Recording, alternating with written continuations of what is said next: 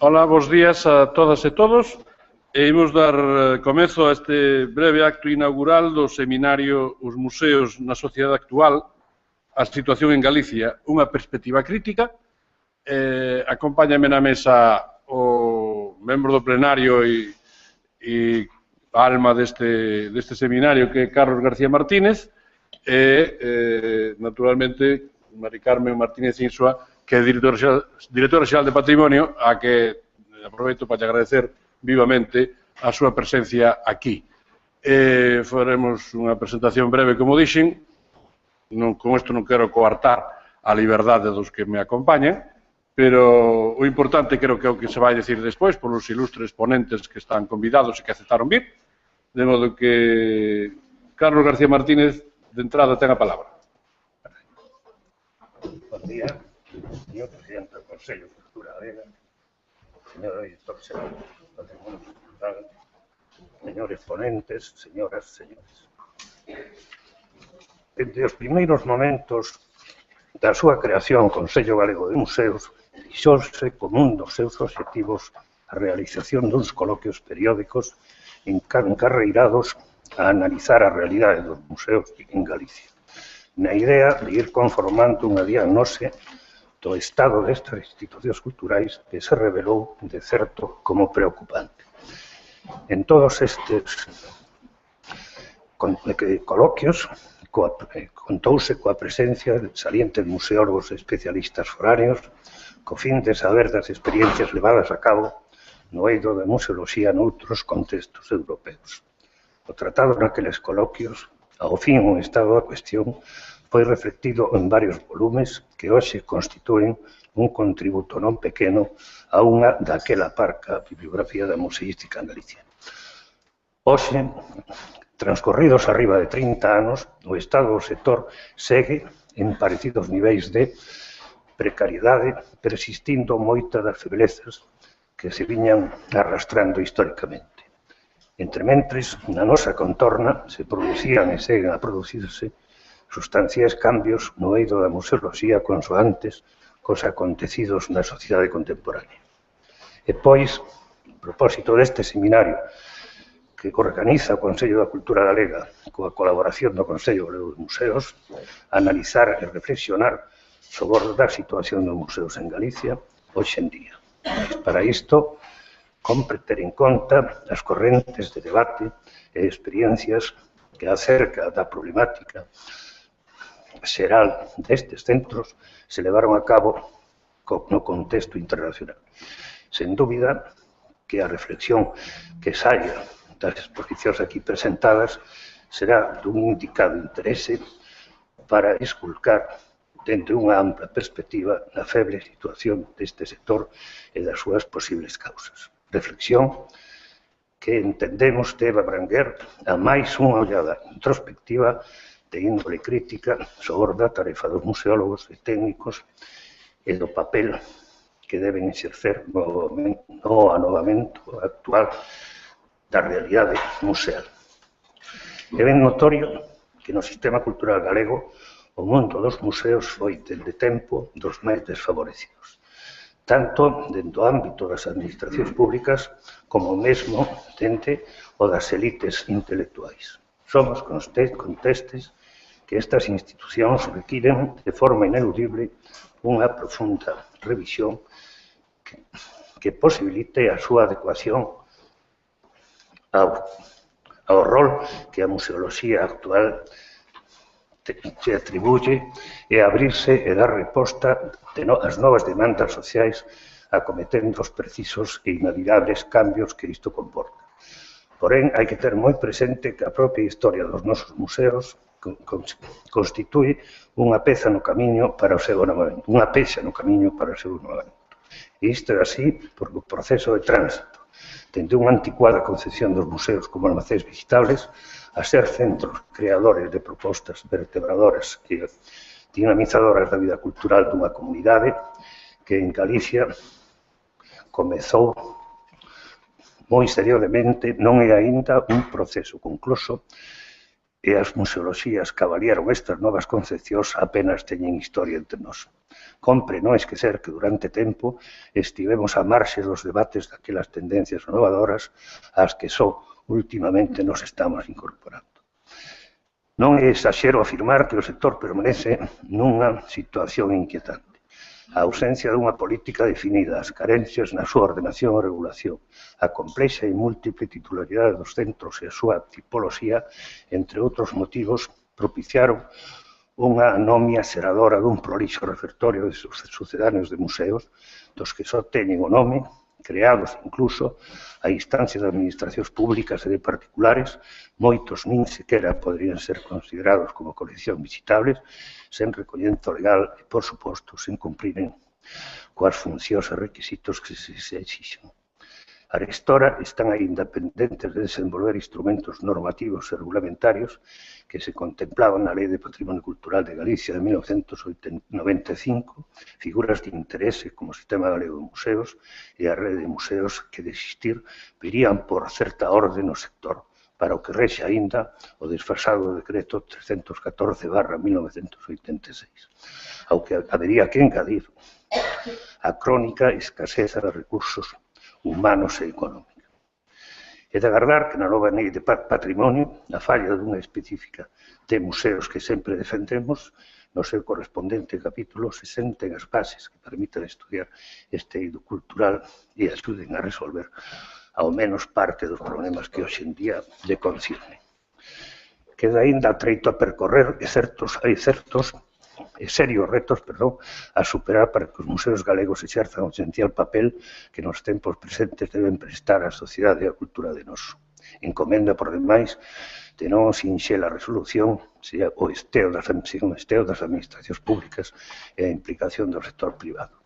Hoxe, novos valores e instrumentos de concepcións metodolóxicas reclaman novas reflexións teóricas. A función e percepción social dos museos, o coñecemento do seu labor áchase en niveis non satisfactorios agás contados exemplos.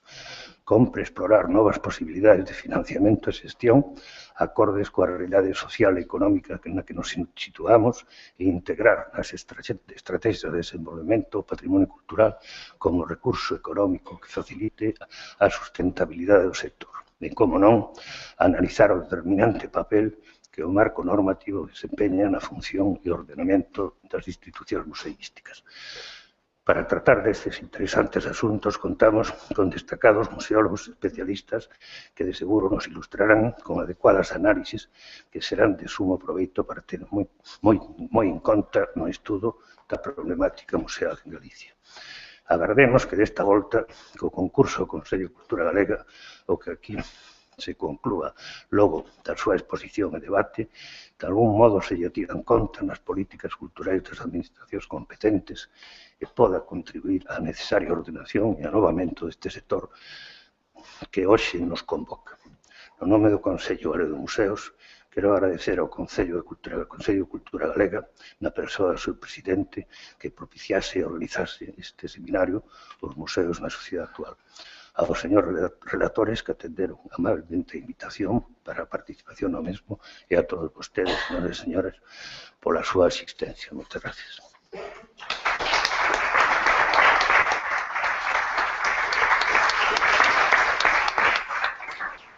Moi ben, ten a palabra agora a dona Mari Carmen Martínez Insua, directora xeral de Patrimonio da Xunta de Galicia. Gracias. Presidente, amigos e amigas, bos día a todas e todos.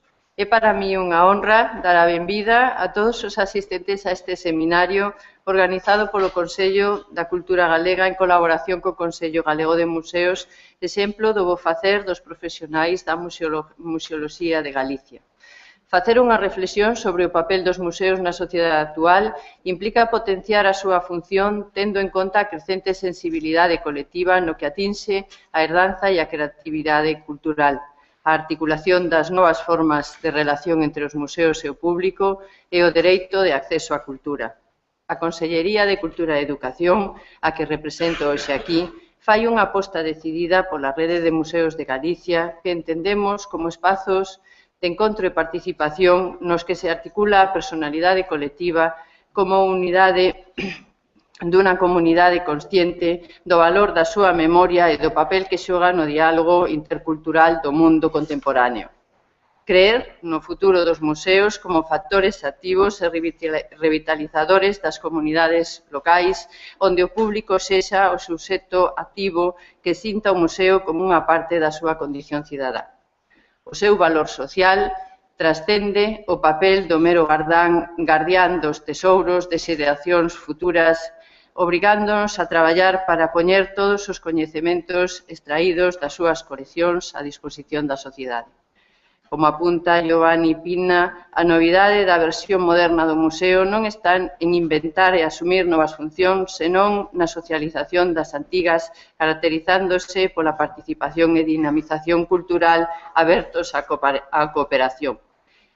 A día de hoxe son 82 as institucións que conforman o Sistema Galego de Museos, un sistema que require un desenvolvemento práctico e visible no que estamos a traballar dende a Consellería de Cultura e Educación. Son moitas as necesidades que presentan os museos hoxe en día, pero tamén son moitos os profesionais que desenvolven con responsabilidade e tesón o seu labor cotián. É o noso desexo e a nosa obriga asegurar un eficaz funcionamento dos museos e das coleccións a través da unión de vontades e esforzos do desenvolvemento de estrategias de cooperación para acadar o seu recoñecemento como eixe do desenvolvemento sociocultural de Galicia. Por iso, estáse a traballar na mellora dos museos, renovando infraestructuras e museografías, catalogando, inventariando e difundindo as súas coleccións e tamén asesorando a organismos públicos e privados interesados na creación de novos museos ou colección visitáveis. Con estes desexos, doulles a benvida de novo a este seminario de museos na sociedade actual que vai servir de reflexión e punto de partida para afrontar os retos e desafíos que a sociedade actual demanda aos museos. Gracias.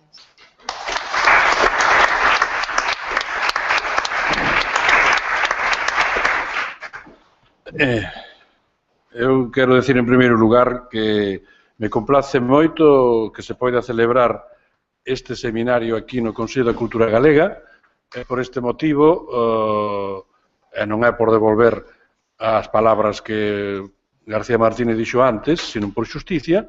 Agradezo ao Consello Galego de Museos o seu traballo de preparación e de coordinación deste seminario e a confianza que deposita no Consello da Cultura Galega para que o leve adiante. E nós nos sentímonos tamén moi honrados de poder colaborar nesta dirección, porque unha das funcións esenciais do Consello da Cultura é xustamente servir de plataforma e de lugar de encontro para facer propostas ou para debatir directrices en materia cultural que poidan servir e ser útiles para o sector e que, por tanto, non son excluintes, sino que son complementarias co que se poida facer noutros ámbitos e noutros lugares. Estes días estamos celebrando modestamente os 30 anos de existencia desta institución do Consello da Cultura Galega e o que me acompaña na mesa á miña esquerda, Carlos García Martínez, agora mesmo yo recordaba, formou parte da primeira sesión constitutiva do Consello en setembro de 1983 e xa naquela altura se discutía a posición das diversas institucións non só dos museos, sino de fundacións e de outras na configuración futura do Consello. Felizmente, pasaron 30 anos, el está aquí de novo, forma parte, ainda que con intervalos anterior polo medio, do plenario do Consello da Cultura, e, por tanto, isto mostrase que as institucións, se teñen un certo sentido, e se cumplen as súas funcións para as que están previstas, axudan a transformar non só o panorama institucional, sino tamén a sociedade na que están insertas e a que se deben. En este sentido, falar de museos é falar da situación actual e da súa perspectiva futura é falar dunha institución esencial da cultura. Non só polo número, acaba de decir a directora xeral que hai 82 entidades en Galicia que se poden catalogar como museos. É un número coleccións. É un número extraordinario nunha comunidade humana de 2,5 millóns de habitantes, que os que primeiro pensaron en facer este tipo de coleccións alá na Grecia clásica, e que concibiron un museo como lugar donde o traballo das musas se pode facer presente e evidente e patente, quizá non sospeitaban que nun curruncho da Europa, do Fister da Europa Occidental, pudese haber algún día tantos acubillos para tantas musas que ali deixan o seu traballo. É unha felicidade e unha riqueza. Pero temos que poder adecuala, ayornala, poñela en valor e proxetala cara ao adiante. E é con estas ideas coas que en diversas conversas que tuvemos Carlos García Martínez e Maseu saleu esta necesidade de repensar e de facer algunhas propostas cara ao adiante sobre a situación actual dos museos e os retos e desafíos que debe acometer. Porque os museos teñen unha longa historia e teñen, creo que, un feliz futuro, pero non é o mesmo do que é o presente. E, por tanto, en certo modo, os museos exemplifican a transformación que nos últimos decenios ten sufrido o mundo da cultura, que nacido dunha concepción relativamente selectiva, mesmo elitista.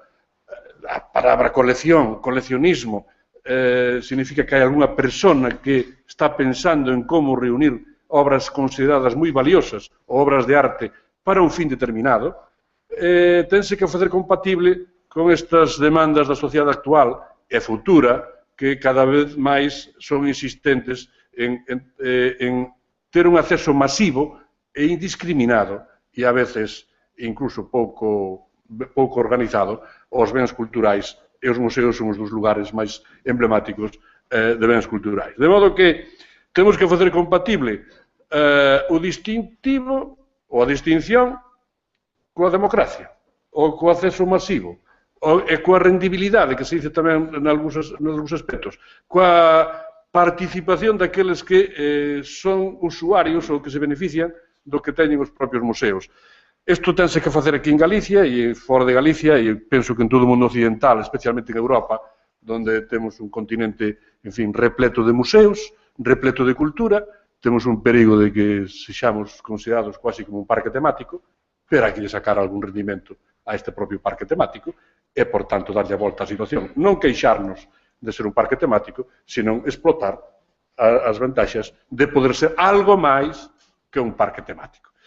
E, bueno, neste sentido, creo que non só a trayectoria do Consello Galego de Museos, sino dos moitos museos e coleccións que existen en Galicia e a propia atención que os poderes públicos, non só autonómicos, senón locais e provinciais, prestaron no pasado, prestan na actualidade, espero que sigan prestando no futuro, mesmo entidades privadas, a este mundo dos museos da arte, permita que poidamos, dentro de algún tempo, seguir pensando que os museos non só non existen, non só non son importantes, senón que forman parte dun tecido de concepción diferente da cultura, aberta, plural, disponible para todos, sin perder algún dos seus valores de distinción, que nos fará a todos, non só, espero que un pouco máis felices, senón tamén máis dignos da nosa propia comunidade e da nosa propia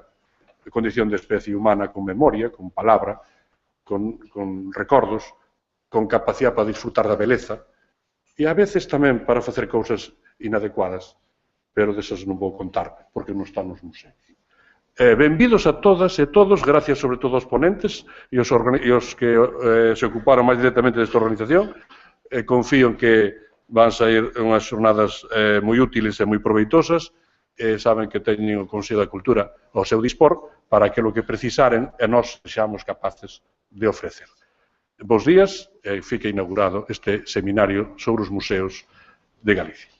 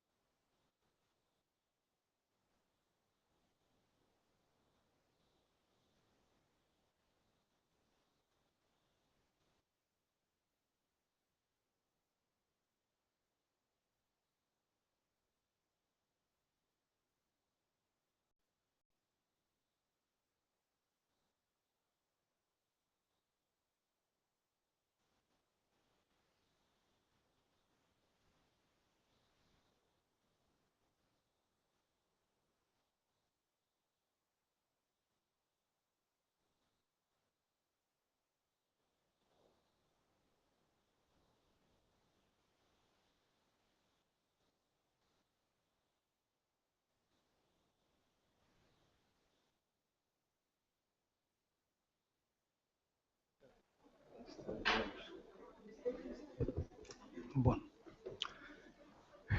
Bon día a todos. Comenzamos xa que logo a primeira sesión con dúas ponencias. A primeira que a continuación de Antón Bamonde e a segunda de Jacques Senard, o coñecido museólogo suizo que nos acompaña en esta sesión. Como realmente xa foron distribuídos uns currículos breves, pero suficientemente expresivos de cada un dos ponentes, eu só, lógicamente, para que eses 3 cuartos de hora que esteñen previstos cada un dos intervinientes os podan aproveitar o mellor posible, só farei dúas pinceladas de cada un deles e advertir nada máis que as dúas exposicións van a ser seguidas e, polo tanto, non haberá preguntas nesta fase para deixar para o debate de despois das 12 do mediodía digamos, as intervencións, cuestións, preguntas ou plantexamentos que cada un dos presentes queda establecer cos dous ponentes desta mañá. Temos hoxe, digamos, a sorte de contar con dúas persoas, en este caso, con Antón Bamonde, que pola súa actividade e especialidade intelectual, o campo do pensamento, o campo do ensaio, pois nos pode abrir moito a mente as xentes dos mundos dos museos para, de alguma maneira, sair fora do noso ámbito, do noso espacio, e, lógicamente, reflexionar dunha maneira máis aberta e máis crítica sobre a realidade coa que operamos de forma cotiá. Antón Bamonde é unha figura ben coñecida, unha figura, digamos, que asume con valentía e sin ningún tipo de reserva o debate, asume a crítica, asume moitas veces a provocación e, sobre todo, plantexa, digamos, que en este mundo no que vivimos hoxe en día, basicamente non existen feitos, senón que existen interpretación deses feitos. E, de alguma maneira, que esas interpretacións provocan consensos ou provocan discrepancias ou disensos. É enormemente importante este enfoque porque, de alguna maneira, a práctica museolóxica e a reflexión teórica do profesor Enar coincide en boa medida coas reflexións que desde outro campo moi distinto desenvolve Antón Bamonde, autor dunha serie de libros, autor, digamos, polemista e ensaísta no mundo, no xornalismo diario, e que a min, personalmente, das súas obras, interesanme todas, pero basicamente unha que é a derrota de Galicia, onde de alguma maneira fai unha reflexión sobre a conxuntura, o momento que vive este país nos últimos 25, 30 anos, e que de alguma maneira esa reflexión son moi fecundas, enormemente interesantes, para reflexionar a xente que operamos co patrimonio cultural dos museos, si consideramos que o patrimonio cultural, digamos, estar ligado aos temas de identidade e da memoria e que os museos son espacios para operar con esa memoria e con esa identidade. Por lo tanto, sin máis dilación, paso a palabra ao profesor Bamonde, Antón Bamonde, para que nos plantexe a súa ponencia. Bos días a todos. Moitas gracias a Xosé Carlos Sierra pola amable presentación. Moitas gracias a Carlos García Martínez e a María Xosé Fernández Cerviños, ao Museo do Pobo Galego e ao Consello Galego de Museos por convidarme, e tamén ao Consello Galego de Cultura por acollernos, non só pola oportunidade de estar aquí, senón tamén pola de obrigarme a poñer un pouco de orde na miña cabeza, que é sede de tantas ignorancias e perplexidades, sobre o asunto que nos ocupa. Son, como acaso saiban, un lego nesta reunión de museos. Síntome, pois, como un nadador que se mergulla en aguas descoñecidas, non sen atrevemento. Como nunha certa fotografía de Bari Caramés, lánzome a un fondo transparente do que emerxen burbullas, pero a visión está desenfocada. Mergúllome con maior temor aínda se considero que tamén neste ámbito, como en tantos outros, segundo creo, non sabemos onde estamos nin a onde imos. Pero tal vez este ignoramos é, por puro paradoxo, a primeira idea que deberíamos intentar xustificar. Para iso, usarei unha afirmación apodíctica que lle escoitei non hai moito tempo o historiador da arte Juan Antonio Ramírez, lamentablemente falecido. Yo no sé qué cosa es el arte contemporáneo, ni conozco a ningún artista, crítico o galerista que sepa en qué consiste. Y si dice que lo sabe, miente.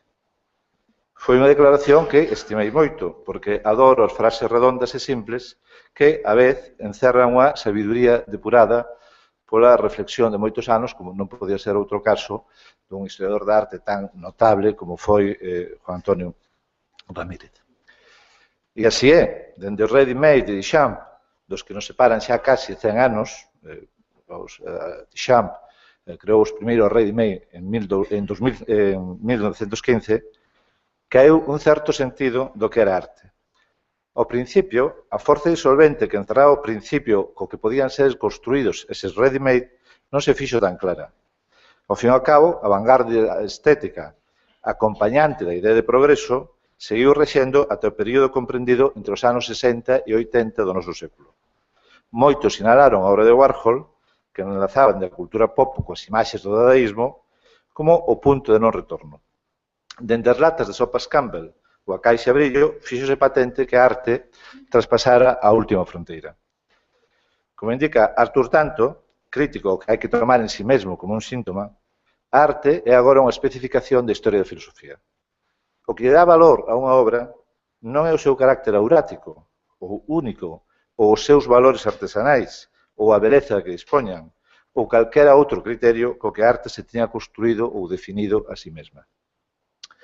Xa non Giotto ou Duccio, nin tan siquiera Usura, como denunciaban nos seus cantos de Rapán. Agora, o concepto é o que marca a nosa época na arte. Iso, aínda que sospeitemos da connivencia entre a usura do concepto e a usura pura e dura. Ao fin e ao cabo, as obras de arte son hoxe un dos ámbitos máis seguros, aparentemente, dos mercados de valores. Robert Hughes ten escrito páxinas moi sagaces sobre a complicada relación entre arte e capitalismo nas últimas décadas. En todo caso, hai que aceptar o que o territorio da arte ten de síntoma. A obsolescencia da vanguarda correu parella o que Lyotard, xa hai unhas décadas, chamou a caída dos grandes relatos. Ao tempo en que decaía a ilusión revolucionaria, o proxecto utópico, ou o máis modesto programa ilustrado, a ilusión dun mundo racional éticamente conformado, foise abrindo paso a noción do museo imaginario. Unha expresión que, como seguramente saberán, se debe originalmente a André Malraux. Unha máscara africana, unha pintura de Piero Francesca, unha escultura de Cánova ou unha creación de Francis Bacon, por non falar dun arado, unha moto Vespa ou un episodio de Bob Esponxa, sitúanse, en tanto que artefactos artísticos ou máis ampliamente culturais, na mesma posición en relación ao intérprete. Este, a súa vez, colócase na posición dunha especie de turista virtual nos múltiples pasados da humanidade. Mais ou menos como aquel Yankee na corte do rei Arturo de Mark Twain, unha das primeiras novelas nas que unha hipotética máquina do tempo facía ver as súas posibilidades. Tamén un museo é unha potencial máquina do tempo. E viaxando nesa máquina, todos os acontecementos están igualmente cerca de Deus, para usar a bella metáfora dun historiador alemán. Así que, en definitiva, unha vez que xa non hai criterio para decidir o progreso nas artes, o que queda é a totalidade do pasado, non só da arte, senón, en definitiva, da experiencia humana, como arca ou mostrador do que entresacar a vontade aquilo que en cada momento pode marcarnos ou axudar a configurar a experiencia presente. Pero iso non só desde buxa obra, senón tamén os seus límites e o seu sentido. Cai o sentido da verdade. E, por tanto, a arte se configura como acontecemento hermenéutico, para dicilo na linguaxe de Bátimo. Pero, que pasa entón co museo na época posmoderna ou como que iramos denominar aquela época na que ese límite foi cruzado. Ao final, os museos públicos foron creados en grande medida baixo a concepción revolucionaria e ilustrada, segundo a cal as vellas coleccións privadas atesouradas por un puñado de ricos debían ser mostradas con fins educativos a unha poboación que se presumía ávida de refinar a súa mente e o seu gusto. O ascenso dos museos públicos tivo lugar nese século XIX para revestir a forma dun centro de aprendizaxe acerca da arte, da historia natural ou da cultura material. Os museos eran o lugar no que podían contemplarse os vellos osos do pasado e tal vez eran tamén a súa tumba. Que sucede co museo na época en que xa non sabemos que é museable ou non, dado que non sabemos que é arte ou non? Que sucede cando os criterios para decidir o que ha de ser mostrado son máis lixeiros e evanescentes, máis líquidos? Ao caer os marcos estables que conformaron a modernidade, nos vemos confrontados a ver os museos como unha experiencia, un suceso hermenéutico que ten que xustificar en cada caso o seu programa, a súa iniciativa e a súa validez. Derrubadas as xerarquías, o público democrático é o suxeito dunha transvaloración. Xa non se sabe que está en riba e que clase de cousa está abaixo, que é bo e que é malo. O público está estupefacto e confuso, tal vez, pero sabe xa que non está obrigado a visitar os museos con aquela sagrada unción que era a norma nas clases cultas no pasado. Non faltan, dende logo, os que abogan polo retorno, por secuestrar os museos das grandes masas, por restituir a aura de experiencia no museo, pero non sole ser esa, sen dúbida, a dirección da corrente. Como resultado, o museo vese obrigado a formar un continuum coa experiencia conformada polos medios de cultura de masas, ou a librar o combate por impugnación deses marcos mentais. Pode o museo ser conformista, entre aspas, ou crítico, entre aspas. Pode militar entre os apocalípticos ou entre os integrados, pero xa non está salvo no empirio. O público arrógase o dereito a xulgar, e rara vez o director do museo, o responsable das coleccións, ten valor, como no título da peza teatral de Peter Handke, para insultar ao público. Polo demais, Internet, a nova Alexandría, permite o acceso máis ou menos universal a unha amplia gama de información, entretenimento e cultura. Aquí nos volvemos a topar cun dos paradoxos da democratización cultural. Todo está accesible na rede, pero poucos poden, de feito, beneficiarse desa capacidade. Cantas mentes posúen esquemas mentais que lles permiten estar en condicións de procesar esa enorme amalgama que procede a Internet? Esta pregunta nos mostra o perigo dunha excesiva compracencia coa rede. En realidade, hai motivos para pensar que podemos estar regresando a unha nova Idade Media, a un mundo de feudo rivalizando entre sí, dirixido por grupos extremadamente restringidos, e a unha enorme fenda cultural entre unha élite hiperreducida, de alta cultura no estilo do século XIX, que forma parte da corte deses novos feudais, culta pero pobre, e amplias maiorías coa mente forxada nos programas educativos da administración e a cultura de masa sentimental, subproducto romántico da Revolución Democrática aliada ás novas tecnoloxías. E referirse a isto é casi referirse á historia do cine. Sexa como for, a cultura secuencial, lineal, propia da lectura reflexiva e ordenada, característica da era Gutenberg, está sendo rapidamente desplazada pola nova cultura mosaico de Internet, na que a simultaneidade destrue a orde xerárquica. Todo cae baixo o novo paradigma post-ilustrado no que o alto e o baixo se mesturan e confunden, sen liñas de forza definidas nin xerarquías. En última instancia, estamos ante unha transformación de época. Ao desaparecer o tempo lineal ligado ao progreso como modulación do xerárquico e progresista, imponse a lógica do acontecemento. A cultura mosaico se entrelaza con ese tempo presente no que vivimos suspendidos, como se fora nunha variante laica da eternidade vivida como un nunc instans. Gostaria de facer aquí unha breve parada no meu discurso para referir unha pequena anécdota. Estes días acabei de ler un libro que se chama 1913, un año hace 100 años, que é un libro moi interesante porque narra a atmósfera cultural de principios do século XX. En realidad, a principios do século XX é cando se produce xa a primeira crisis da Ilustración, porque o ambiente xeneral era de caos. En realidad, se entrevía que era un mundo que podía estar cerca das ruínas. E, en gran medida, a arte do momento, pois os Peter Klee, os Mondrian, etc., pois non deixaban de ter na súa intención o crear un arte que fose cristalino e que fose, por así decir, unha salvación dese atmósfera ou dese presentimento do caos, que despois se confirmou isto coa Primeira Guerra, non? E o mesmo podría dicirse de Gropius e da Bauhaus.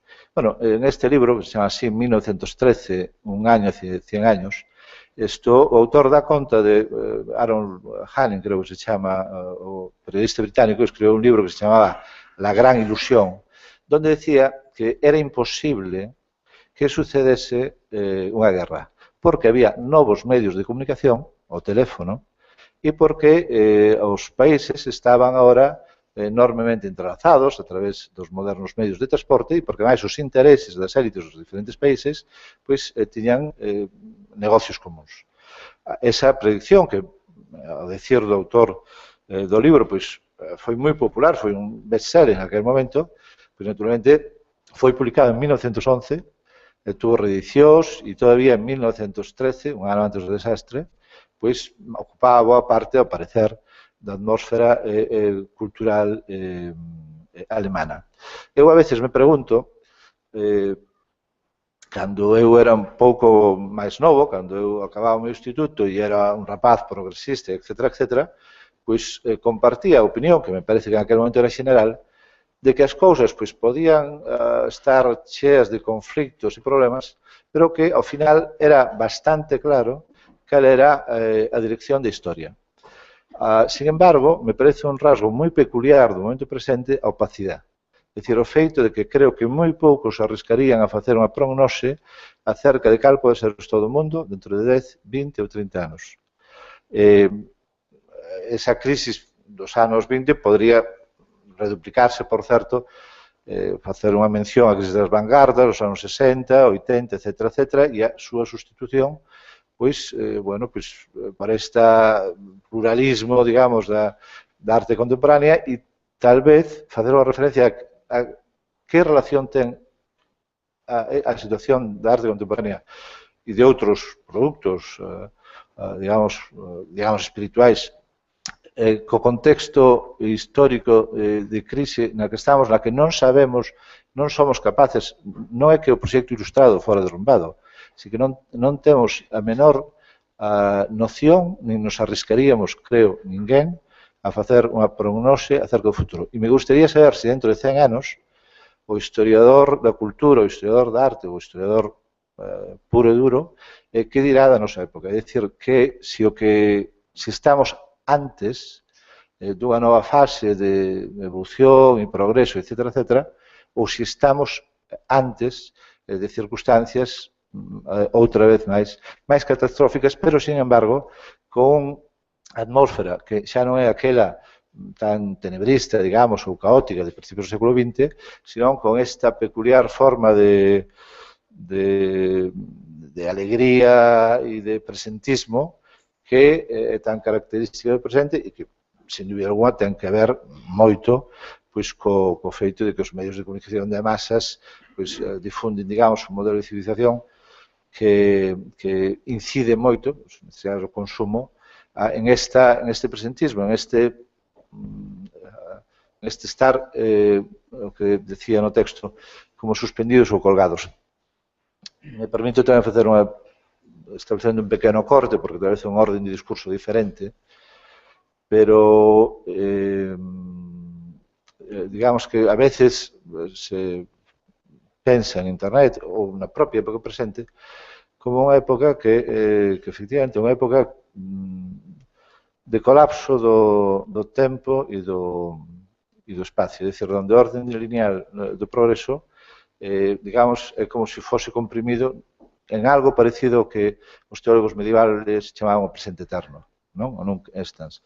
Como se estiveran suspendidos nun extraño tempo Isto que presenta, creo eu, máis incertidumes das que pode aparecer.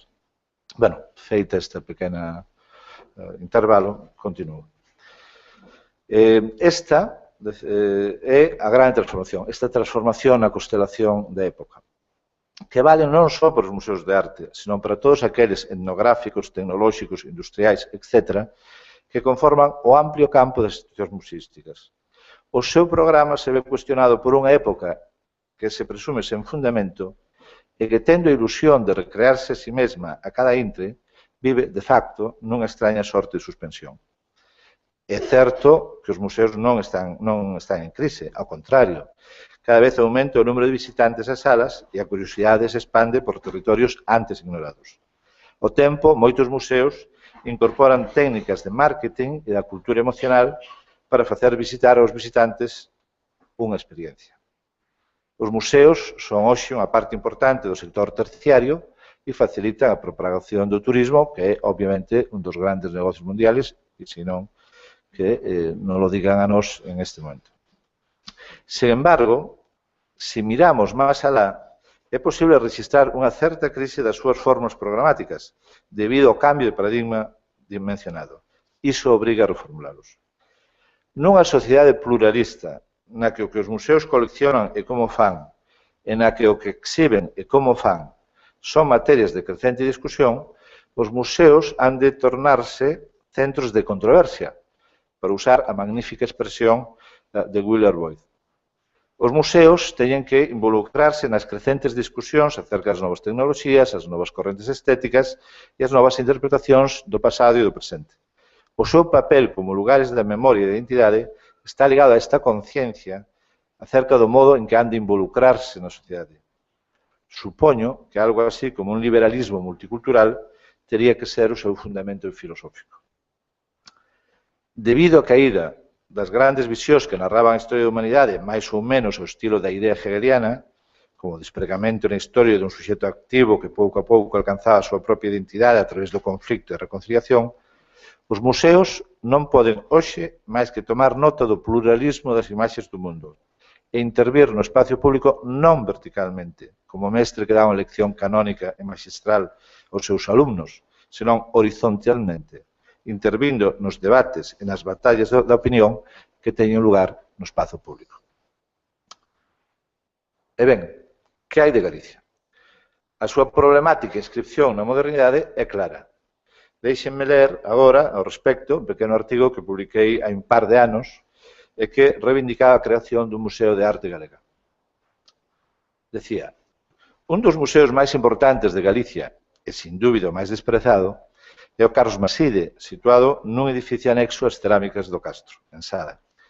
Nese museo pode atoparse unha pequena representación do que foi a arte moderna galega dende a terceira década do século XX ata os anos 70. Son poucos os visitantes que o frecuentan, pero que no fai atópase no Santa Santorum de tradición da vanguarda entre nós.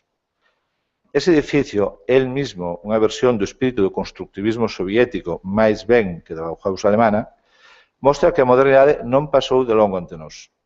Se as institucións públicas, e en especial a Consellería de Cultura, non fosen tantas veces rexentada por iletrados, esa colección tería que constituir un acicate para a creación dun Museo Galego de Arte Moderna. É unha vergonza que aínda non exista un museo público no que poda verse a arte galega. Castelao, Maside, Arturo Souto, Huici, Maruja Mallo, Granel, Fernández Mazas. A colección enteira do Museo de Sada está formada por nomes indispensables. Sobre todo o do Luis Xoane, de quen se cumpriron no momento da publicación do artigo o 100 aniversario do seu nacimento. Certamente, a colección dun Museo Galego de Arte Moderna tería que partir dun instante anterior, tal vez de Pérez Villamil, ou máis tarde da xeración do Ente, aqueles pintores, Ovidio Murguía, Parada Fustel, Joaquín Mamonde, na estela do realismo, mortos todos eles como se fora unha consigna de tuberculose. E, por suposto, teria que incluir os movimentos posteriores, dende Raimundo Patiño ou o Grupo Atlántica aos nosos días, a xeración de Leiro ou Lamazares. A fotografía de Casado, ou Pinto, Savari Caramés e Manuel Vilariño teria que ter así o seu lugar, o mismo que escultores como a Sorei ou Manuel Paz. Que non existe ese museo mostra as claras os débiles fíos da nosa travesía pola modernidade. canto hai entre nós de simulacro e efecto de superficie. En Galicia existen 3 centros de arte contemporáneo, pero o público non ten oportunidade de contemplar o que constitúe a súa propia tradición inmediata. Moito ten que ver niso unha provinciana asunción dunha moda a de xerar contedores ou tuntún sin saber por qué e para qué. O concellal Ignaro e Procaz se añade a falta dun público incapaz de valorar o seu propio pasado cando merece. O peor é que, en ausencia dunha verdadeira asimilación, o que impera é unha versión moderna daquel folclorismo que precisamente os máis valiosos daqueles mestres querían derogar dunha vez por todas.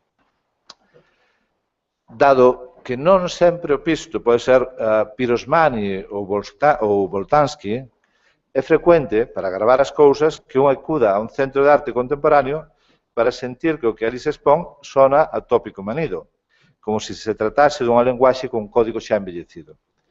A cousa empeora todavía se lle reclaman como se fose un alumno de primeiro de carreira que adopte unha actitud gnóstica, de culto a creacións triviais que se publicitan con frases bombásticas.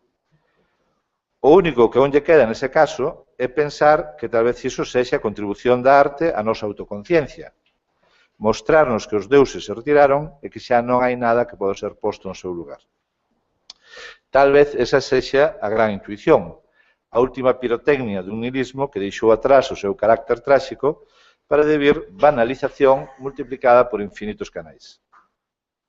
Aínda que a cultura tornouse a última religión laica, unha vez que a religión propiamente dita entrou en barrena e que as ideoloxías no que tuveron de religións sustitutivas foron desaparecendo prácticamente do mapa, de onde podería vir a definición dos fins e valores últimos dunha sociedade, senón da reflexividade presente en novelas e ensaios? De onde, senón da promesa de Bonheur ou dos monstruos que produce o soño da razón e que están presentes nunhas poucas obras de arte do noso tempo? O certo é que o ámbito das artes decantouse no sentido dunha desorientación que é tal vez o signo do noso tempo. Sin embargo, a creación dun Museo Galego de Arte Moderna nos retrotraería a un momento anterior, no que os signos aínda podían ser interpretados. E esos signos siguen estando aí, dispoñibles para contribuir á formación dunha conciencia cívica que compense as paixóns baleiras do momento. Quen se sitúe frente aos escadros, esculturas e fotografías poderá topar o tecido co que se formou o país, tal e como foi elaborado por un puñado de artistas conscientes de que estaban rompendo cunha linguaxe que xa non servía para expresar as inquedanzas dun país que quería recoñecerse a si mesmo con outros rostros e outra luz. Ata aquí o artículo.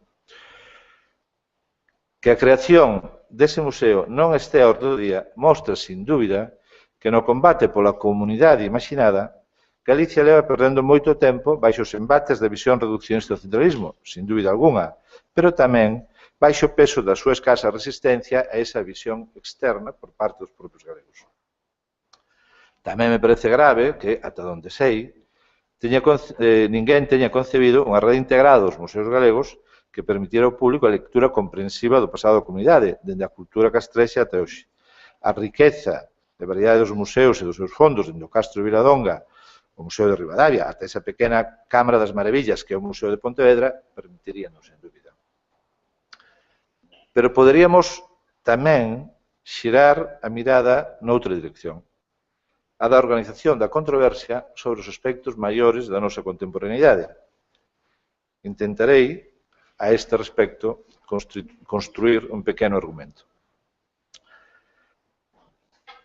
Na opinión do antropólogo Xerardo Pereiro, os museos etnográficos galegos transmiten 5 autoimaxes: ruralismo, atraso tecnolóxico, esencialismo, estatismo e masculinismo, incorporando para Galicia os criterios antropolóxicos de, entre outros, James Clifford. Deixando a marxe a injustiza que iso pode representar para o labor de algúns deses museos, non pode negarse que esas imaxes de Galicia aínda perduran no espacio público e no que podemos chamar inconsciente colectivo. En realidade, Galicia vive atrapada polo seu pasado. A orixe rural, mediata ou inmediata, de boa parte da poboación marca como un estigma. Sigue marcando. Aínda hoxe, esa procedencia queima como un ferro ardendo e determina boa parte das conductas registradas. Se queremos dicilo na forma convencional, a identidade galega está atravesada por unha mala relación con esa vida campestre, nada beata, que é vivida como fonte de todas as miserias das que hai que desprenderse. De nada valería citarlle aos nosos urbanistas de primeira ou segunda xeración as églogas de Virgilio, os escritos de Kapuscinski ou os poemas de Díaz Castro, que estará dedicado ao Día das Letras Galegas do ano próximo. A deprecación do pasado rural é unha marca identitaria característica do noso presente urbano e que alcanza mesmo os segmentos de clase media ou clase media alta que xamais tiveron a menor relación personal xamais co campo. Pero o feito constatable de que hai 50 anos as hortas se compaxinaban cos edificios, mesmo na Coruña ou Vigo, deita a sombra de sospeita sobre o carácter de verdadeiras cidades desas urbes. Este é un tema non menor da identidade urbana galega, que necesita vivir a ruptura e non a continuidade co seu entorno. A modernización rara vez se interpreta como unha posta ao día dos trazos do país, senón máis ben dunha forma mimética, como a obriga dun contraste. Iso fai que o que poderíamos denominar as invariantes antropolóxicas do galego, dende o sentido do humor ata a lexendaria práctica do dobre sentido, se estean perdendo ao ollos vista, con ganancia das invariantes sureñas estendidas especialmente a través da televisión. En todo caso, vale para unha parte dos galegos aquel dictum que establece que é típico dos países atrasados o entusiasmo polo hipermoderno. Un trazo que compartimos co resto de España, como é fácil de observar, se se xulga o lavado de cara, pero non de fondo que viveu nas últimas décadas, é este. Hai moitos anos que, lendo as memorias de Paco Nieva, chamoume a atención a aguda observación do falecido autor teatral de que, a vista da final transformación que vivira España, unha de dúas. Ou España non era tan franquista na dictadura, ou non é hoxe tan demócrata. Era unha pista de algo. Sen embargo, a min pareceme moito máis representativo da Galicia contemporánea o que poderíamos denominar espírito dos suburbios.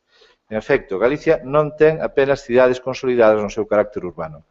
As disquisicións sobre que cidade galega é máis cidade tal vez non ten grande valor. Tal vez se trata de bagatelas para perder o tempo. Pero con elas poderíamos ensarillar boa parte da maneira en que se conforma a conciencia pública de Galicia, que está máis volcada sobre o local que sobre o nacional galego, é dicir, sobre a maneira en que podría ser ensamblada a vida da comunidade dun modo provitoso e cooperativo. De feito, un tema que podría ser proposto para un centro etnográfico local, non virado só para o pasado, podría ser este: as identidades urbanas na Galicia contemporánea.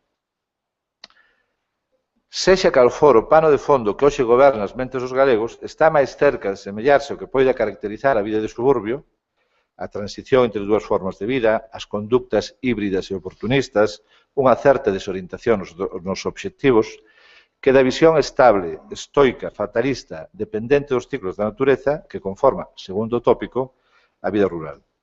Este dato aínda non está inteiramente metabolizado, dada a pertinacia da tradición estrábica que vía Galicia só dende os ollos da súa determinación rural.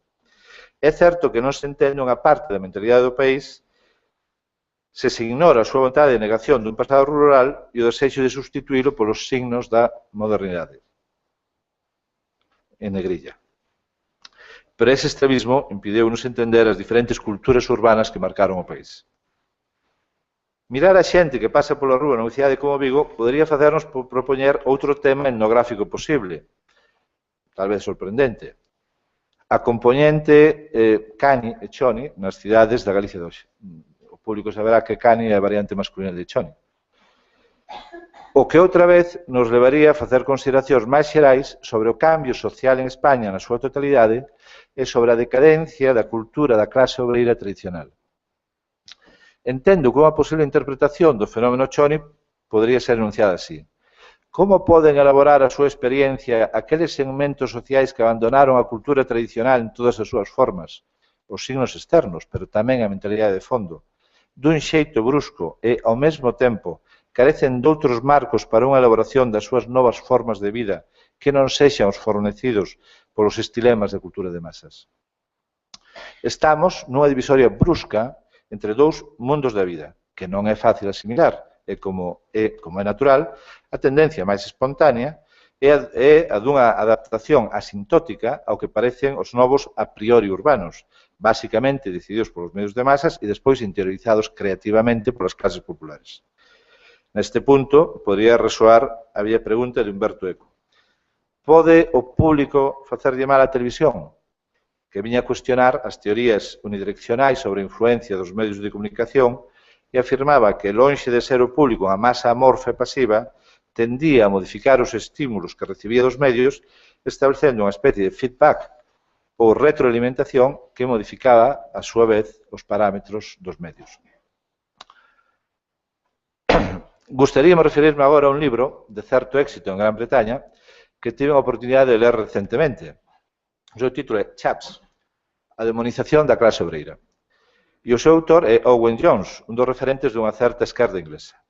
A tese abunda nun tema clásico dos estudos sociais, a presunta desaparición da clase obreira, un caso verdadeiramente sorprendente a estudar por Sherlock Holmes. Dende logo, non cabe dúbida de que nunha das súas formas históricas, a da clase obreira industrial, agrupada en grandes concentracións fabrís, minas, fábricas de autos, etc., vivindo en comunidades que lle daban un sentimento de pertenza e cunha conciencia moderada en grande parte pola cultura laborista, o proletariado casi que desapareceu. Sen embargo, Jones denuncia a interesada tese segundo a cal todos formaríamos parte das clases medias. A clase obreira teria desaparecido e todos viviríamos en esta era feliz de capitalismo de emprendedores donde a pobreza virtualmente teria desaparecido. E os socos de traballo da nosa clase obreira, tal e como Owen Jones os describe, serían, por exemplo, os teleoperadores, 1 millón en Gran Bretaña, o equivalente ao número de mineiros que había na Gran Bretaña antes de que Thatcher dese a gran batalla contra esa industria, os empregados no sector de distribución comercial, supermercados, hostelería, etc., tamén moi numerosos, e, en xeral, todos aqueles que viven con salarios baixos, horarios longos, de que apenas si teñen control algún sobre o seu traballo.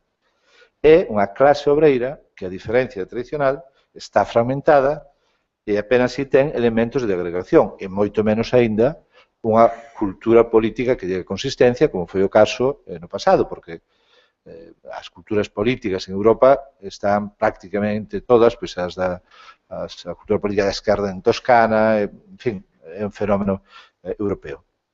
Na opinión de Jones, esa nova clase obreira está demonizada, en parte provocando a súa identificación cos chaps, o equivalente británico de canis e chonis, e xerando unha enorme estigmatización que naturalmente favorece a boa conciencia dos instalados que se creen formar parte da clase media. É unha operación tal vez non tan diferente da contraposición entre rural, urbano, moderno, paleto, etc., tan característico das últimas décadas en Galicia.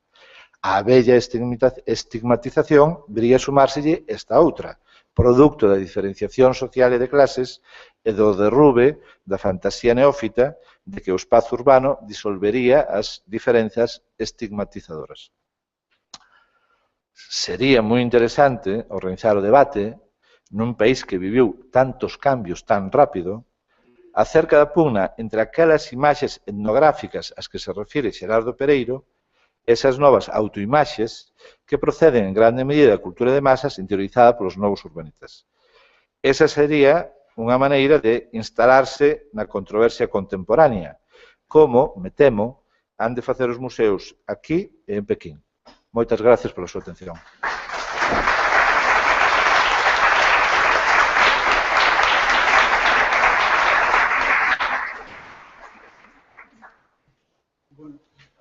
Agradecendo primeiramente a Antón Mamonde non somente a súa precisión e claridade, senón a súa concisión, que incluso hasta lle sobraron uns minutos dos 3 cuartos de hora previstos, facemos sin pausa, sin solución de continuidade, facemos o cambio de ponente e convidamos ao profesor Enara a que nos acompañe.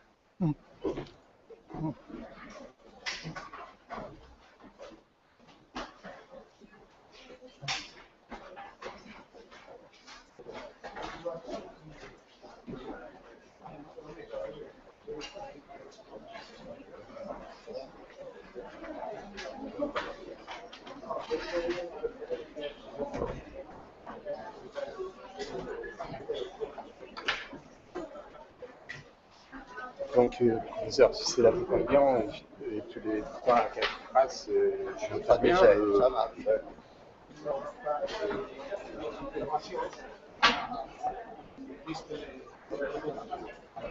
Allez, d'accord, ça marche. Et puis après, je fais.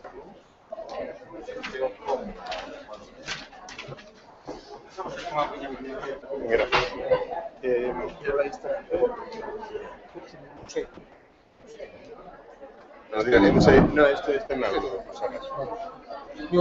Que no sé qué le acaba de ir. Acá hay otra aquí. Acá sobre este vai estar de pé. Sí. Ah, espera aí dúas. Sí, sí. No, digo que se pone primero o su carón. Sí, claro. Sí. Del actual con el Es la serie nueva. Sí. Sí. J'essaierai de commencer avec les sujets prétextes. Non, je commence pas. Ah, d'accord. Je veux parler d'abord.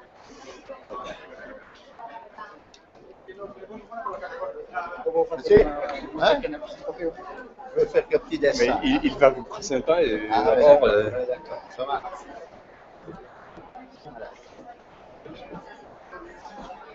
And for the second one, okay? I have told you. pardon, Pour la deuxième l'image, j'appelle Madame. sí, vai ir indicando para pasar as imagens.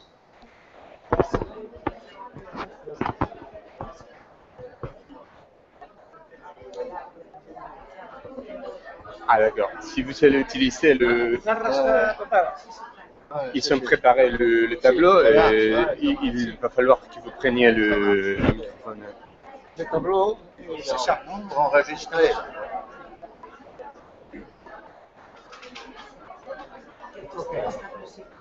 Tu es prêt C'est bon. Voilà. enfin, C'est bien ça, ouais, c'est bien.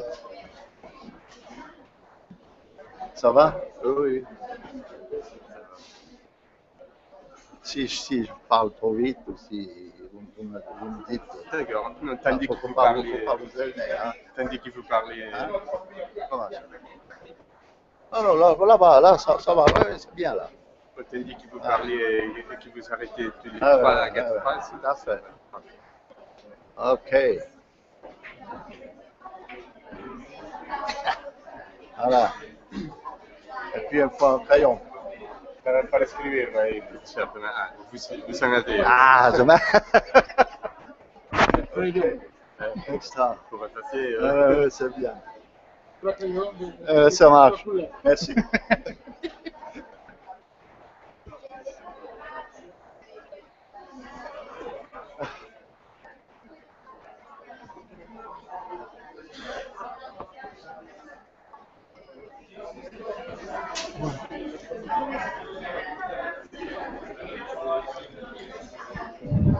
por favor.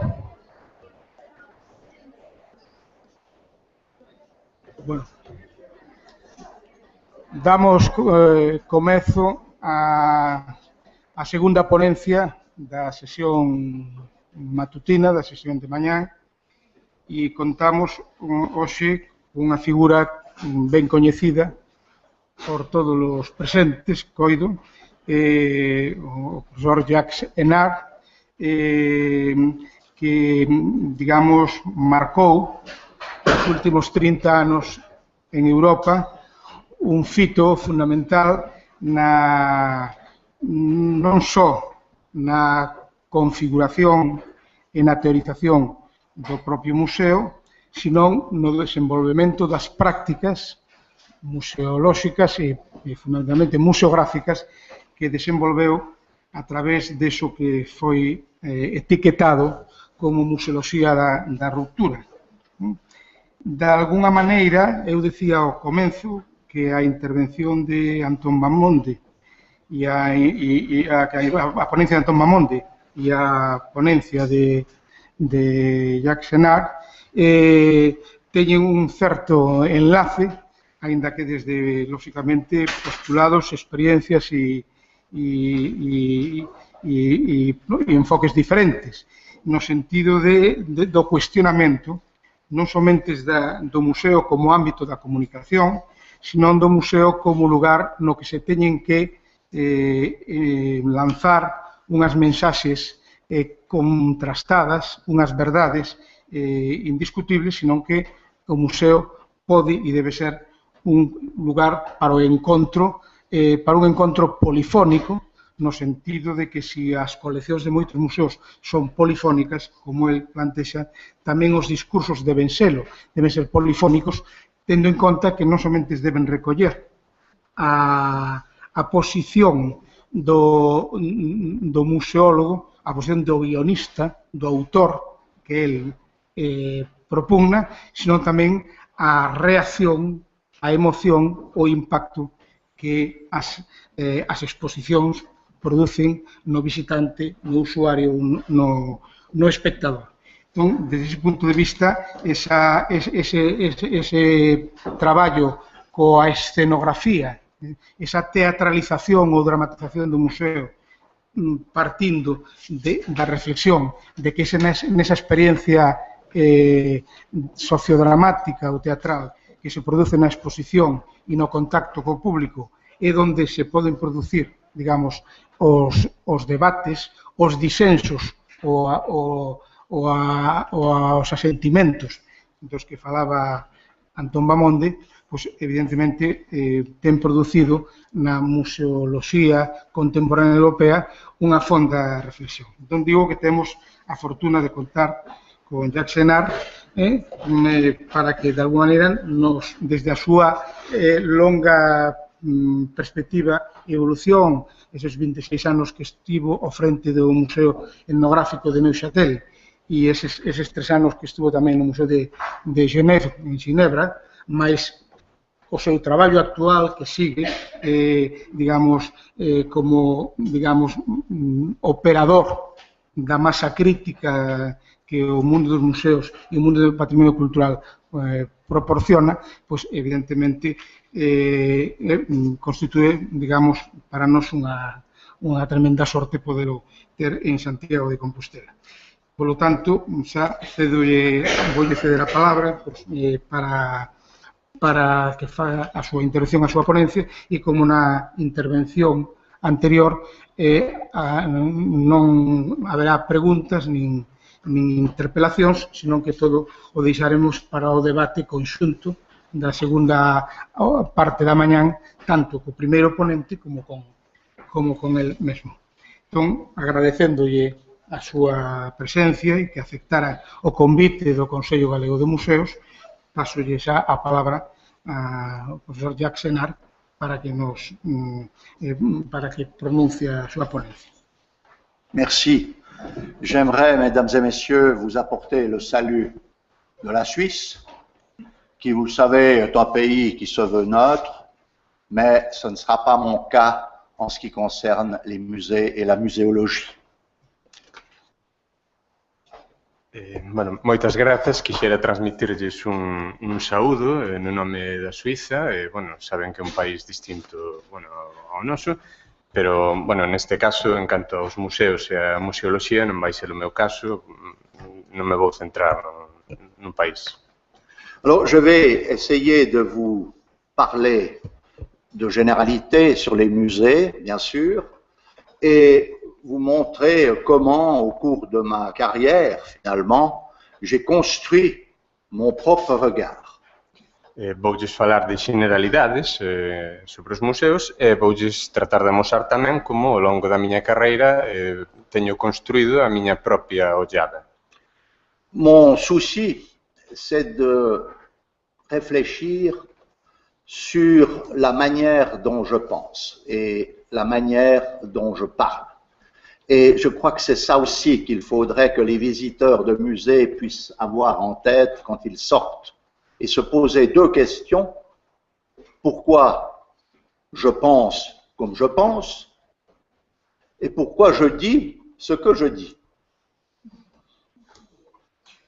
A miña preocupación é reflexionar sobre a miña maneira de pensar e de falar e o que tamén quero que teñan en mente os visitantes dos museos. Quero que cando saian do museo se fagan dúas preguntas, por que eu penso como penso e por que eu digo o que digo. Je vous conseille quand même de ne pas faire ça toute la journée, parce que vous irez certainement finir dans une clinique psychiatrique. Mais de temps en temps, c'est nécessaire et c'est très bon. Aconsello-lles que non o fagan todo o día, porque senón rematarían nun psiquiátrico, pero de cando en vez sí é positivo facelo.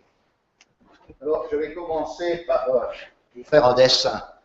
Moi, j'aime faire des dessins. Et je vais vous montrer, vous donner d'abord la toile de fond, hein, le décor dans lequel je réfléchis. C'est très simple, vous verrez. Vou comezar facendo un debuxo, a min gustame moito debuxar, e voulles debuxar un pano de fondo no que se encadrará a maneira que teño de reflexionar. Alors, j'ai besoin de me poser la question des origines humaines. Bueno, Zéro. C'est où? Je ne sais pas. Zéro. Hein? C'est le début de l'histoire des hommes. Et puis, aujourd'hui, on est le 25 septembre 2013. Bueno, Voilà. Preciso facerme a pregunta das orixes da humanidade, o cero é o inicio do home, da humanidade, perdón, e o día de hoxe, o 25 de setembro de 2013.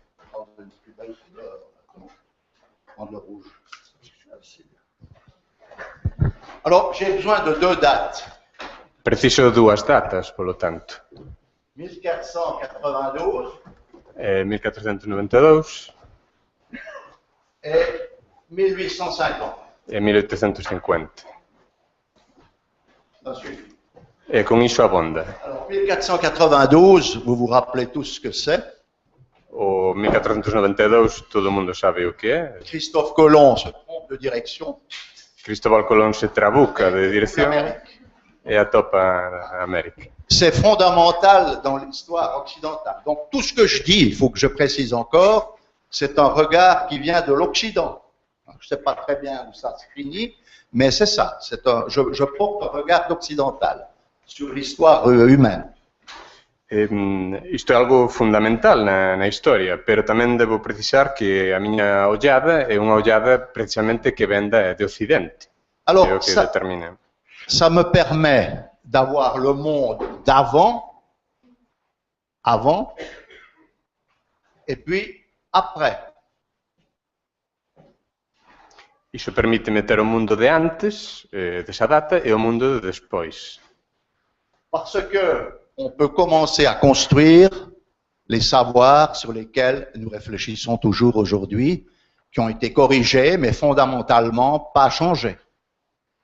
Porque iso nos permite empezar a construir o saber sobre o cal reflexionamos aínda hoxe en día, que ten sido corrixido, pero que no esencial non cambiou. On va savoir enfin sur quelle terre on vit. La terre tourne, n'est-ce pas? Et ça, c'est quelque chose de fondamental parce que ça nous permet de construire toute notre réflexion scientifique et philosophique par la suite sur ce modèle de la Terre qui tourne. Galilée, hein, il a bien compris ce que ça voulait dire que d'affirmer cela puisqu'on l'a emprisonné. E isto vai nos permitir tamén comprender cal é a terra na que vivimos, unha terra que non é plana, senón que é redonda, xira, e a partir de iso se edificou todas as nosas, o noso coñecemento científico e filosófico, a terra que xira, como ben soubo Galileo, aínda que pagou por iso, non? Il a dû évidemment renoncer à...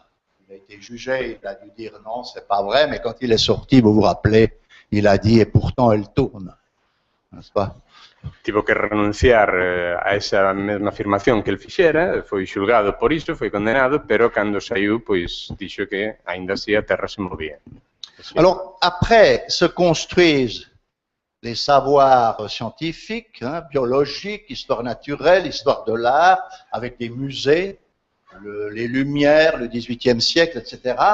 Et si j'ai besoin de cette deuxième date de 1850, c'est le début de l'anthropologie et de l'ethnologie, comme science, comme discipline. Logo foronse construindo os saberes científicos, a idade das luces, os museos tamén, e se preciso esta segunda data de 1850 porque cando xurdiron a antropoloxía e máis a etnoloxía en tanto que disciplinas científicas. Alors, vous voyez, les ethnologues, quand ils démarrent, regardent les autres sociétés avec le concept de sauvage. C'est des sauvages, les autres. Hein? Les sauvages. Os etnólogos, cando empezaron, ollaban as outras sociedades, aos demais, co concepto de salvaxe. Vos sodes salvaxes, os demais son salvaxes. Ils sont proches, ils sont bizarres, mais il y a une proximité, quand même, dans la relation. Eran xente que nos semellaba rara, que non era como a nós, pero cando menos había unha proximidade na relación. Et alors, quand l'ethnologie démarre, on met un autre point zéro. Et on invente les primitifs. Les primitifs. En noir, en bleu, les primitifs. Cando empeza a etnoloxía, marcamos outro punto cero, entón inventamos os primitivos. On les repousse loin dans le temps. Botámolos máis para atrás no tempo. Et tout en haut de l'échelle, c'est nous, E no alto da escala estamos nós, les occidentaux, os occidentais, les meilleurs, os mellores, ceux qui pensent juste, ceux qui pensent bien, os que pensaban, ceux qui croient juste. os que se crean xustos. Donc, ces primitifs, il faut aller les aider. Il faut aller les conseiller. Il faut aller les soutenir. Et c'est ainsi qu'on invente le colonialisme. N'est-ce pas? Polo tanto, estes primitivos cumpría axudalos, aconsellalos, apoialos, e así foi como inventamos o colonialismo. Donc c'est bien normal d'aller coloniser les autres parce qu'on leur apporte notre savoir-faire, notre talent, nos compétences et tout. Polo tanto, é algo normal ir colonizar os outros porque lles achegamos a nosa pericia, o noso talento, as nosas competencias. Et je ne suis pas sûr, si on réfléchit aujourd'hui, c'est pas là tout à fait la même chose, mais c'est fort semblable. On a toujours cette attitude. Se o pensamos a día de hoxe, eu non estou moi certo de que sexa o mesmo, pero segue habendo moitas similitudes. J'ai travaillé dans la fondation du Musée international de la Croix-Rouge à Genève. Eu traballei na fundación da Cruz Vermella Internacional en Xenebra. Et j'ai vu que l'aide humanitaire, c'est des chasses gardées. E vin que a axuda humanitaria eran caixas gardadas. C'est moi qui suis au Soudan, c'est moi qui suis en République centrafricaine, c'est moi qui suis en Syrie, mais vous ne venez pas dans mon réseau, c'est à moi. C'est mes pauvres, mes prisonniers, mes malades, mes invalides, etc. Estaban compartimentadas en pequenos redutos. Eu axudo o Sudán, eu a República Centroafricana, eu a Siria, pero fago eu e ti non entras no meu reduto. Alors l'ethnologie, qu'est-ce qu'elle fait? Elle invente évidemment des courants. Hein. Je ne vais pas vous faire un cours d'anthropologie, mais il y a l'évolution, évolutionnisme, évolution, hein, donc les strates, les primitifs, et puis on vient à la culture à travers l'évolution. E o que fai a etnoloxía é inventar correntes. Primeiro o evolucionismo, están os primitivos, empeza a arrancar e iso nos conduce á evolución.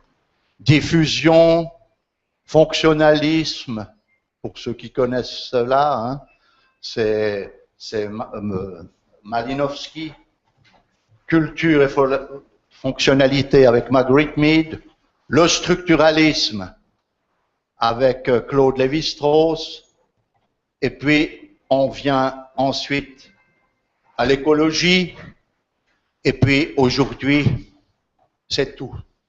Il n'y a plus de courant, c'est fini. On mélange tout et on regarde tout de loin, de près. On n'a plus de limites extra-européens, on mélange tout. on se regarde de la même façon qu'on regardait les primitifs et les sauvages. Logo estaba o difusionismo, o funcionalismo con Malinowski, a cultura, a funcionalidade, o estruturalismo de Levi-Strauss, a ecoloxía, e hoxe temos unha especie de popurrí de todo, xa non hai correntes, miramos todo de perto, de lonxe, todo mesturado, e mirámonos a nós mesmos tamén da mesma maneira que antes mirábamos aos outros. Alors, maintenant, arrêtons-nous là et regardons arriver les musées, notamment les musées d'ethnographie, n'est-ce pas, qui vont s'inscrire dans cette perspective. Et à Neuchâtel, par exemple, le musée d'ethnographie a été créé en 1904. E logo chegamos ao Museo de Etnografía, que se inscribe nesta mesma perspectiva. Por exemplo, en Neuchâtel, o Museo de Etnoloxía creouse en 1904. Alors, ce qui était intéressant pour les nations qui avaient des colonies, c'est qu'on pouvait ramener des objets en quantité dans les musées. O interesante para as nacións que tiñan colonias era que podían traer os obxetos en grandes cantidades para os museos. Tandis que les Suisses, ils n'avaient pas de colonie. Donc, le premier directeur du musée d'ethnographie, il se plaignait beaucoup en disant « nous n'avons pas de chance, nous n'avons pas de colonie, donc c'est beaucoup plus difficile d'avoir des objets ethnographiques. » Suiza non tiña colonias, polo tanto o primeiro director do Museo de Etnoloxía laiábase moito de non teren colonias e polo tanto non teren tantas posibilidades de traer obxetos para os museos. Alors, vous voyez, le paradoxe, c'est non seulement d'aller chez les autres pour les aider, à travers le colonialisme, mais c'est de prendre leur culture matérielle pour la rapporter chez nous. O paradoxo non é precisamente querer ir nun principio a axudar aos outros a través do colonialismo, pero ir en realidade collerlles a súa cultura material para traela a nosa casa. Ce qui pose évidemment aujourd'hui, mais on ne va pas débattre ça maintenant, mais c'est le grand problème du patrimoine culturel. À qui quoi? Est-ce qu'il faut rendre des choses? Comment faut-il le faire? Qu'est-ce qu'il faut restituer? Donc on est dans des politiques extrêmement complexes, à la fois culturelles, mais c'est éminemment politique. Parce que voulez-vous rendre en Afrique? La notion de musée n'est pas une notion partagée dans la culture africaine. Donc vous pouvez rendre tout ce que vous voulez, les élites d'aujourd'hui ne savent peut-être pas exactement quoi en faire. Polo tanto, iso nos leva, nos pon en riba da mesa a cuestión do patrimonio cultural. Que é o que hai que devolver e a quen hai que devolverlle?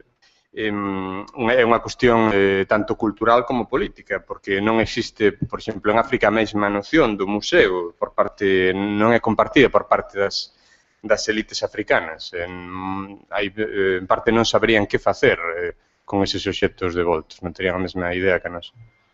C'est pourquoi je me suis posé la question, quand je suis arrivé à la tête du musée de Neuchâtel en 1980,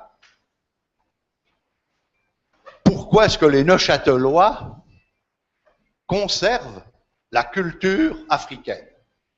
Les Touaregs, l'Angola, notamment on a de très grandes collections, des collections qui sont même reconnues mondialement, et puis on collectionne aussi l'Océanie à Neuchâtel, et les Esquimaux, les Inuits. À quoi ça sert?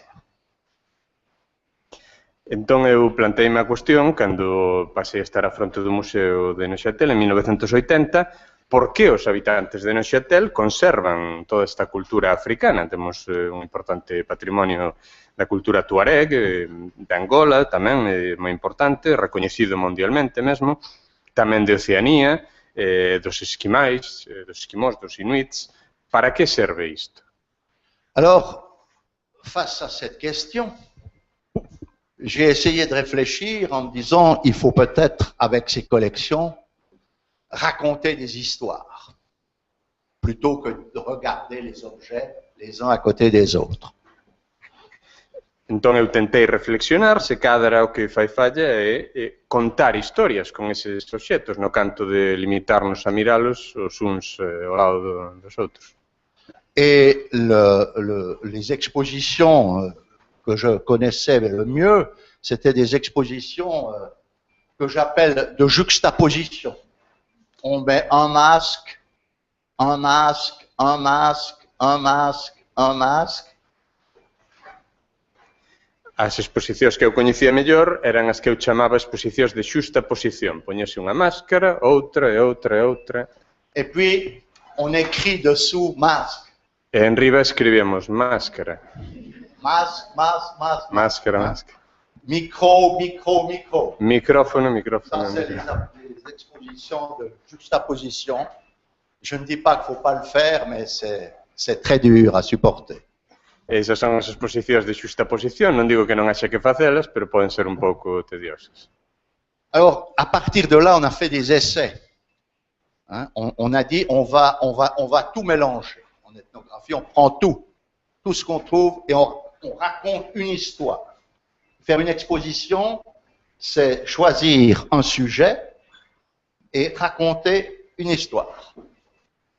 Un début et une fin. Voilà. Ça, c'est une exposition pour moi. E logo, bueno, fomos probando, tratamos de mesturar, collémolo todo e tratamos de contar unha historia. Collemos un tema e tratamos de elaborar a partir del, de contar unha historia. Alors, pour mélanger tous les objets, nous n'avions rien à Neuchâtel de notre société. E para mesturar todos os obxetos, en Neuchâtel non tiñamos nada da nosa propia sociedade.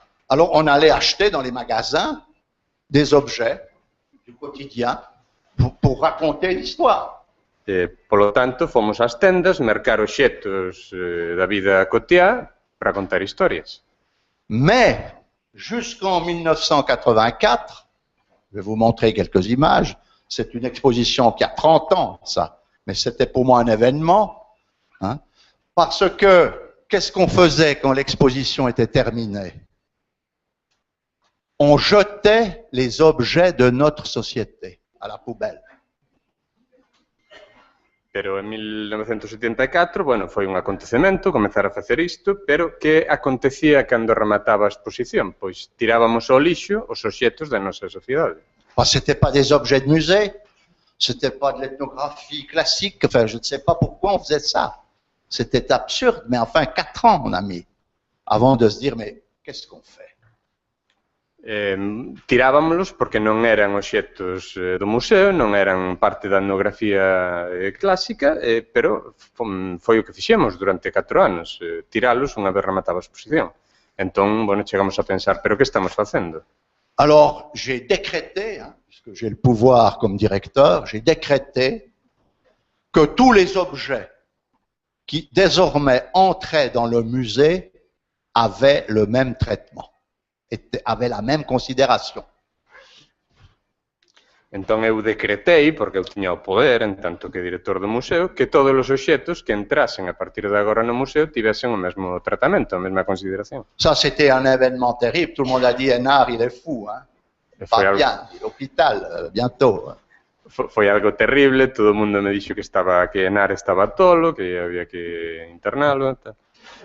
Parce que, vous voyez, le conservateur qui décrit un très beau masque Chokwe d'Angola, hein, et qui tout à coup se trouve à dire la même chose avec une boîte de sardines. Porque, por exemplo, o conservador describe unha máscara que procede de Angola, un obxeto de arte moi valioso, e que de súpeto se atopa a carón sendo o mesmo que unha caixa de sardiñas. Et on voit que c'est très difficile de décrire les objets de notre société comme les autres parce qu'on a des présupposés. On pense que ça se dit pas. Vous comprenez? C'est ça la difficulté. Et là, on a découvert vraiment tous nos présupposés et toute notre vision culturelle sur les objets, sur les musées. Et ça a été un très grand événement pour la politique muséale et pour faire ce que j'ai appelé de la muséologie de la rupture. C'est bête, mais dire ça, on ne fait pas forcément, mais on raconte des histoires. C'est ça. On mélange tout, puis on a un concept et on essaye de dire quelque chose. É difícil describir obxectos da nosa sociedade, tal e como describíamos os obxectos dos outros, e iso nos conduciu a unha das presuposicións que tiñamos.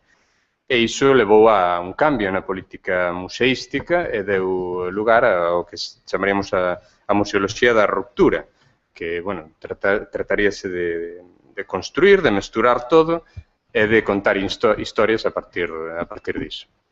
Alors, ce que je dois préciser quand même, hein, pour ne pas être trop iconoclaste, il faut dire qu'un bon musée, pour moi, un musée intéressant, il doit avoir 3 types d'expositions. Para non sermos demasiado iconoclastas, hai que dicir que un bon museo, na miña opinión, ten que ter 3 tipos de exposicións.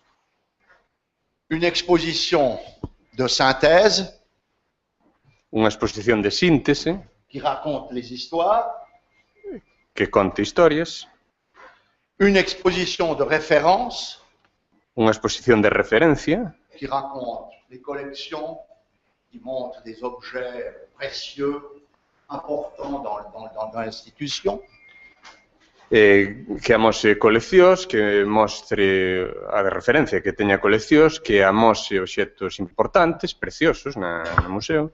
Et le troisième espace, c'est un espace que j'appellerais pour les expositions ponctuelles. E o terceiro espazo é un que eu chamaría para exposicións puntuais, específicas. Vous avez un événement politique, économique, artistique, je ne sais quoi, qui arrive.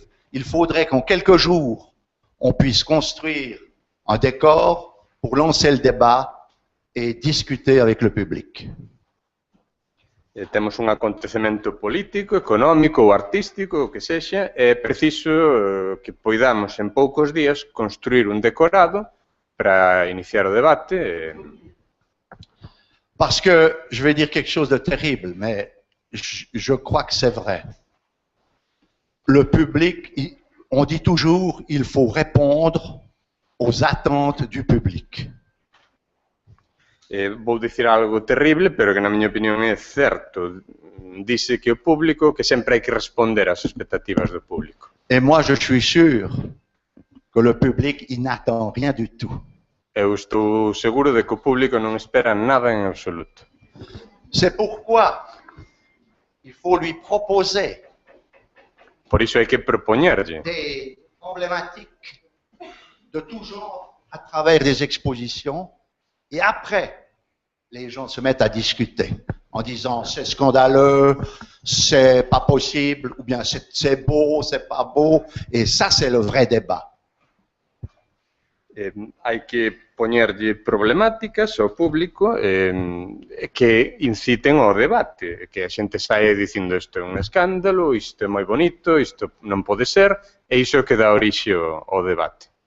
Je crois que c'est ça la vraie force du musée, la vraie force de notre patrimoine, la vraie force de nos collections, c'est de les mettre en discussion, vraiment. Iso creo que é a verdadeira forza dos nosos museos, do noso patrimonio, é de lanzar este tipo de debates. Alors évidemment, dans cette perspective, et je m'arrêterai là, après je vous montrer quelques images pour illustrer mon propos, je dirais que je suis vraiment fondamentalement pour une culture qui doit être le plus possible payée par l'État.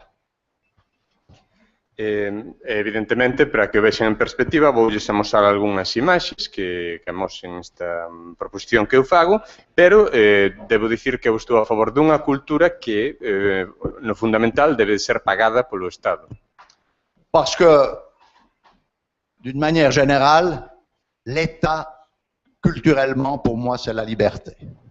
Porque, dunha forma xeral, o Estado, para min, culturalmente, é a liberdade. Parce que les musées qui sont sponsorisés par le privé, c'est difficile de dire vraiment ce qu'on a envie de dire. Porque nos museos que están patrocinados pola iniciativa privada é difícil dicir o que un quere dicir. Nos collègues français, au musée de la Villette ont fait une exposition sur le lait. Sur le lait. Le lait. Sí, os nosos colegas franceses fixeron unha exposición sobre o leite, quixeron facer unha exposición sobre o leite, Payé par Danone. pagada por Danone, Ils n'ont pas pu dire un mot de ce qu'ils voulaient dire, e non puderon dicir ningunha palabra do que querían dicir, parce que Danone contrôlait le discours. porque Danone controlaba o C'est discurso. un exemple parmi d'autres. É un exemplo entre moitos outros, Et ça, c'est important. e iso é importante. Donc, les grands sponsors, c'est ceux qui donnent de l'argent et qui permettent qu'on les critique. Porque os grandes patrocinadores son os que poñen os cartos e os que teñen ese control sobre a crítica. Voilà quelques éléments forts, mais je crois que ce que je vous dis là, c'est la réflexion de quand même près de 40 ans d'activité dans les musées. Et il faut le dire, il faut essayer de le faire. C'est pas facile parce que la censure, elle est là. Bueno, son algúns elementos de reflexión, pero coido que isto que lles digo é o produto de 40 anos de experiencia. Et avant les images, une dernière anecdote. J'ai accepté, lorsque j'étais directeur du musée d'ethnographie de Genève, d'être le commissaire à Paris d'une exposition à la Cité de l'immigration qui s'appelait 1931. Bueno, antes de mostrarles as imaxes, quero contarles unha última anécdota. Eu, bueno, fun comisario dunha exposición en París, aceptei ser comisario dunha exposición sobre a cidade da inmigración 1931. 31. Sí, chamada 1931. Dernière exposition coloniale à Paris. Que foi a derradeira exposición colonial que houve en París. Sarkozy au pouvoir. Con Sarkozy no poder. Hortefeux, ministre de l'immigration. Co señor Hortefeux, que era ministro de Inmigración. Eh bien, je suis resté jusqu'au bout. Eu quedei hasta o final. Mais je n'ai rien pu faire de ce que je voulais faire. Pero non puiden facer nada do que quería facer. Je n'ai rien pu dire de ce que je voulais dire. Non puiden dicir nada do que quería dicir. Et je n'ai rien pu publier de ce que j'avais écrit. E non puiden publicar nada do que tiña escrito. On me disait, mais Hénard, c'est trop compliqué, c'est trop sophistiqué. Dicíame, pero Hénard, vostede é moi complicado, é demasiado sofisticado. Jusqu'au jour où je me suis fâché. Ata o día que me enfadei con eles. Et on s'est réunis en privé. Reunímonos en privado. Et j'ai dit, c'est une affaire politique. E eu dixen, isto é unha cuestión política. Et le ministre m'a dit, oui, monsieur. E o ministro dixo, sí, claro. Et voilà, l'expérience était faite. Bueno, pero así é como foi. Alors, voyons un document. Imos ver un documento qui date de 30 ans. Que ten xa 30 anos. Et c'est vieux, mais c'est là qu'on a changé, qu'on a commencé à s'interroger, comme je vous l'ai dit, sur tous les présupposés qui nous animent quand on fait de la muséologie, quand on dirige un musée. É un documento xa antigo, pero de 1974, pero foi un momento no que empezamos a cuestionarnos as presuposicións que tiñemos a hora de facer museoloxía. Objet prétexte, objet manipulé. Obxetos pretextos, obxetos manipulados. On entre dans l'exposition. Entramos na exposición. Première manipulation. A primeira manipulación. Un œil sur un sarcophage qui est agrandi. Un ollo sobre un sarcófago que está aumentado. Donc, on est déjà là dans toute une logique de l'agrandissement et de la miniaturisation. Aí xa estamos inmersos nunha lógica da ampliación e da miniaturización. Non, oui, si vous voulez, si vous l'avez. Bueno, a frase que dicir que a importancia estea na tua ollada, non na cousa que mires. Alors vous voyez, dans nos livres d'art, on consomme tous les objets réduits, souvent, plus qu'agrandis. Nos libros de arte, por exemplo, pois moitas veces consumimos os obxetos reducidos, máis que ampliados. Les archéologues, les numismates, ils ont la chance d'agrandir un peu. os arqueólogos e os numismáticos teñen a sorte de ampliar un Mais pouco, d'une manière générale, on réduit. pero en xeral reducir. Donc nous avons une logique de la miniaturisation quelque part dans le cerveau. Así que en algunha parte do cerebro temos unha lógica da miniaturización. Alors voilà, on montrait les choses comme ça. Si amosábamos as cousas así, Attendez, je recule. Vous voyez? aquí poden ver, Alors le public qui voyait des boîtes de tomates o público que vía latas de tomate, roulées en plastique, de nain de jardin, un anano de xardín, ou Dizemos- conservas de polo, c'est comme chez nous ici. dicían isto é como o que temos na casa.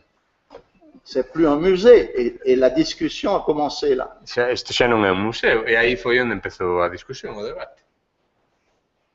Alors voilà la miniaturisation Vemos aí a des miniaturización. objets des Touaregs. Hein, les Touaregs aussi, ils font des petites tentes, des petits campements, des petits chameaux, des petits trucs. Dos obxetos dos tuaregs, que tamén fan miniaturización, fan tendiñas, fan camelos pequenos, fan pequenos campamentos. Les objets, les choses, Os obxetos, as cousas, qu'est-ce que c'est?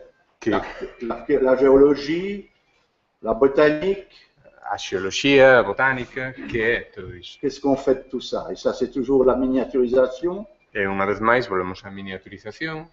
On peut cadrer aussi.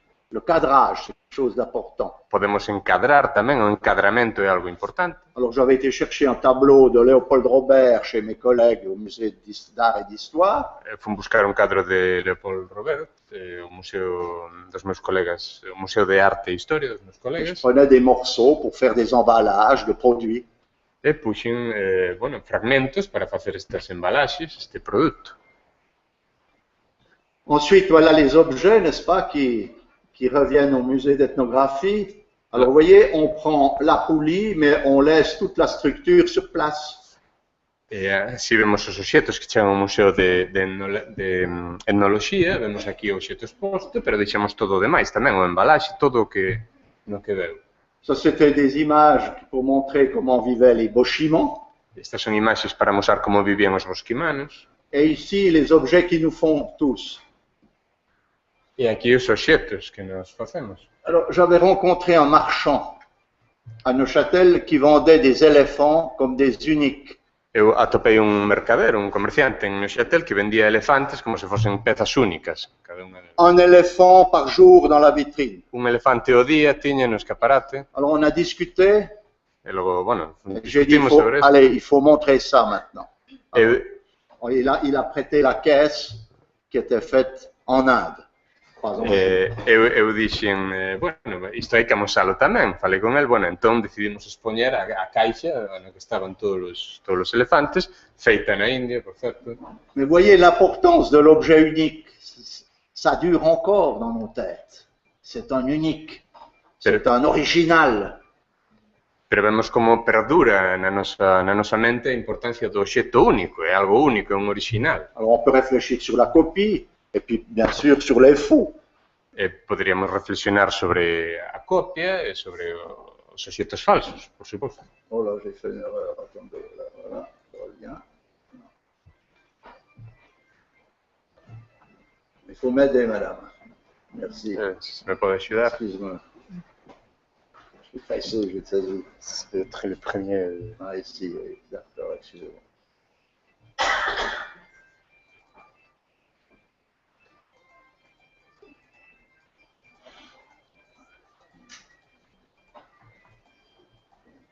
Voilà, merci.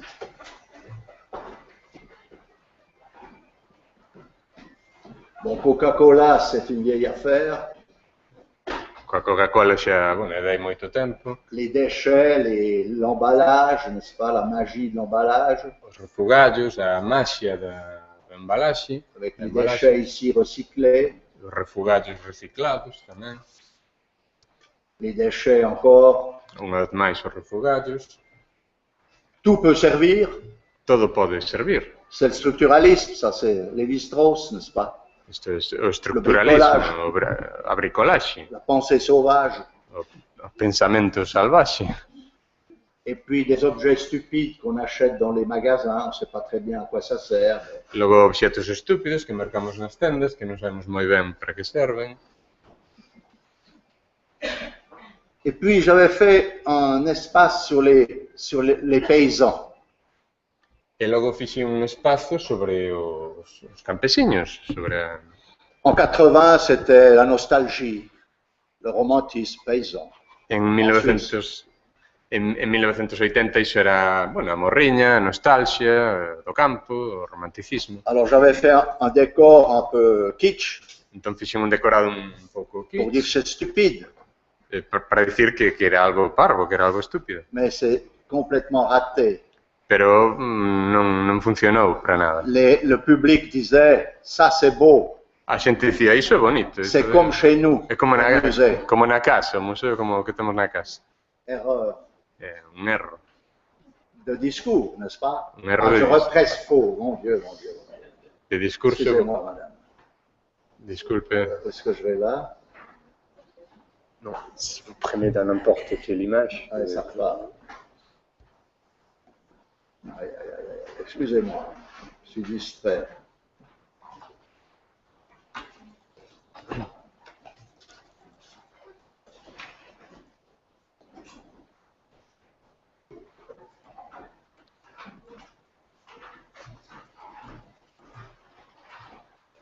Et voilà l'objet qui est important, n'est-ce pas? C'est la vitrine. E logo o obxeto importante, o que temos aí, é o que está na vitrina. Alors, nous avons mis aussi beaucoup de temps à comprendre que nous avions des a priori. Tamén botamos moito tempo, levounos moito tempo comprender que tiñamos conceptos a priorísticos. Les objets précieux, on les mettait dans des vitrines, Os obxetos preciosos metíamolos en vitrines, et puis les moins précieux, comme ça, e os menos à l'air, valiosos, au public. pois así, ao aire. Pour la construction du discours, c'est nul. Para a construción do discurso iso é algo que non vale para nada. C'est tous le même traitement. Todos o mesmo tratamento. Ou alors ça signifie quelque chose. Ou senón, iso debe significar algo. Voilà des objets, des copies. Obxetos, copias, La vitrine, vous voyez, c'est monumental ça. e a vitrina que é monumental. C'est rituel dans les musées. Algo ritual nos Belle museos. vitrine, avec un bon designer, une bonne protection pour le vol et les attaques. Unha vitrina con un bo deseño, unha boa protección para contra roubos e contra ataques. Le kitsch, O kitsch, c'était, je ne sais plus qui a dit, le kitsch, c'est le mauvais goût des autres. non sei quen dixo que o kitsch era o mal gusto dos demais. Et c'est vrai. É certo. C'est difficile d'assumer son kitsch. É difícil asumir o kitsch de un mesmo.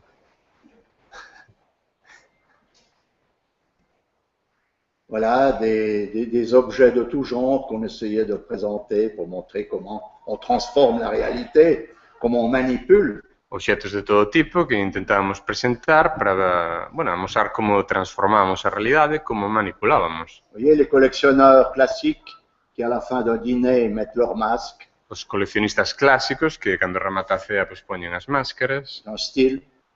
un estilo que... Et ça, c'était quelque chose d'absurde. E isto é algo absurdo. Je voulais montrer que finalement, le conservateur a du pouvoir. Queríamos amosar que, en última instancia, o conservador ten poder. Alors, j'avais de nouveau été chercher une toile originale, hein, Así que fun buscar un lenzo original pour la proposer en planche à repasser. e poñelo como se fose unha plancha para pasar o ferro.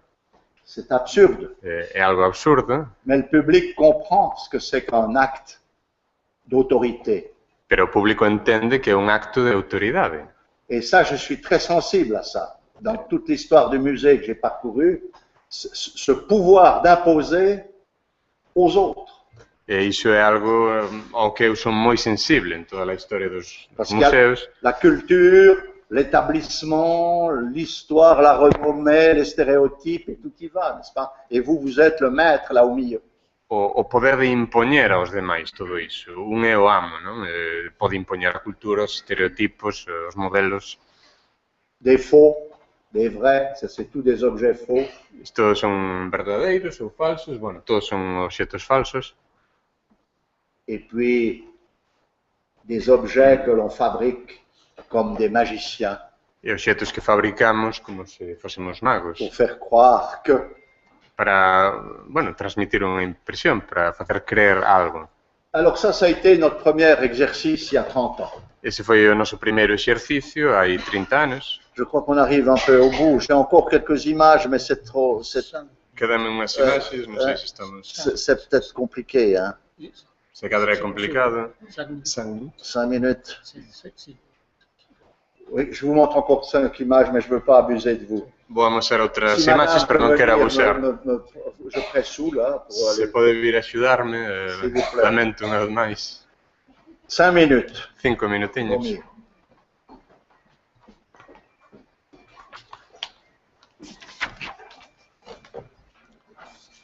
Alors, je vais vous me mettez...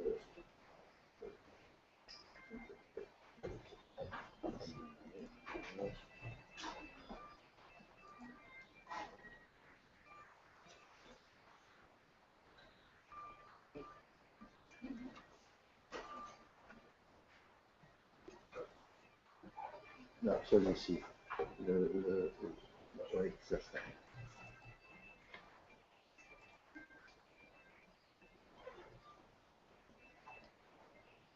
Voilà.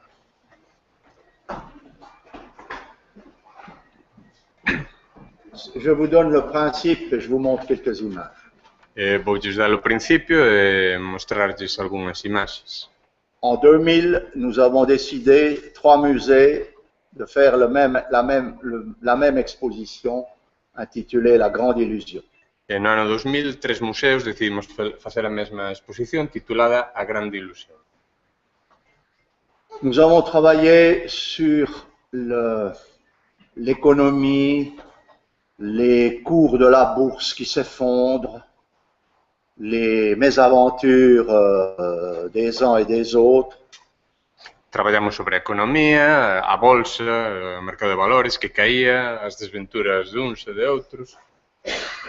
Et je me suis rendu compte que c'était tout faux. E decateime de que todo era falso. Nous avons choisi un poème d'Arthur Rimbaud. Eliximos un poema de Arthur Rimbaud qui s'intitule Après le déluge. Que se titula Após o diluvio, despois do diluvio. Et nous avons fait l'exposition en suivant terme à terme le texte du poème. E fixemos a exposición seguindo termo a termo o texto do poema. La seule image qui sort du contexte, c'est celle-ci. A única imaxe que sae do contexto é esta de aquí.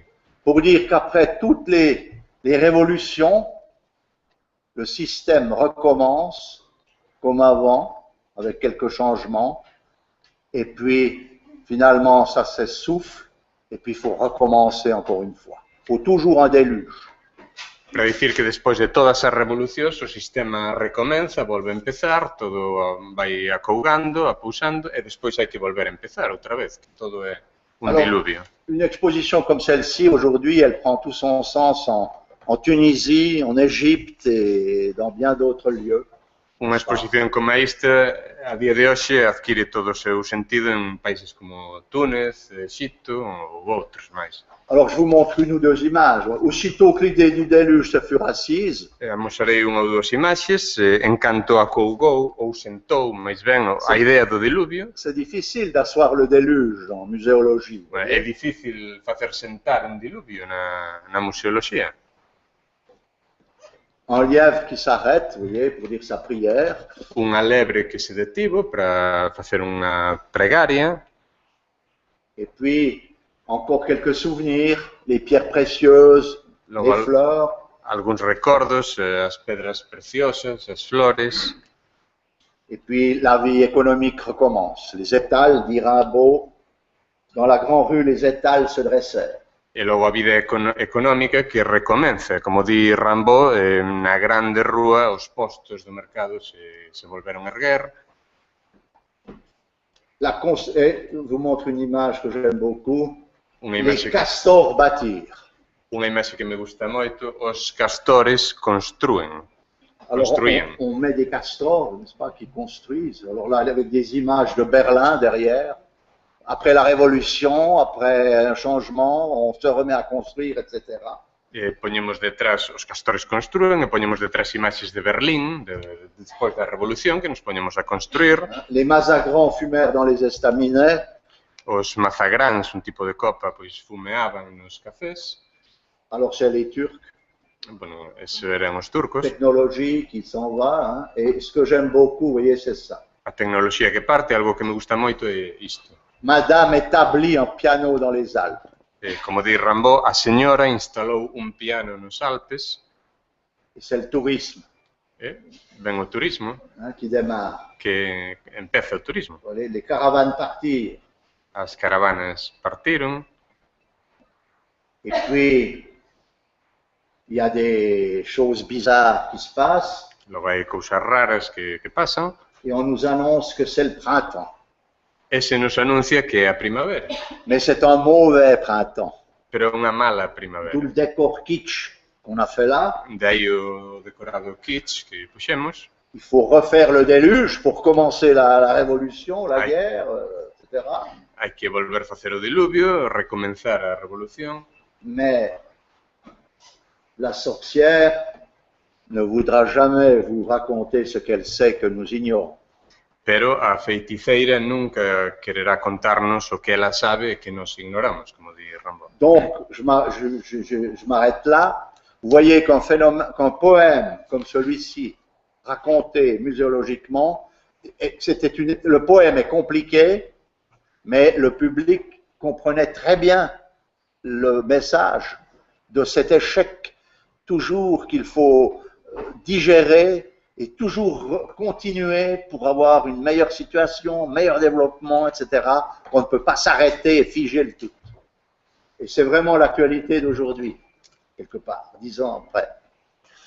Bueno, isto na museoloxía é complicado de dicir, transmitir un poema complicado, pero o público entendía moi ben que era, bueno, o que quería dicir era que sempre se remata no fracaso, pero hai que dixerilo, volver a empezar, volver a continuar para arrancar de novo e comenzar o desenvolvemento e seguir avanzando.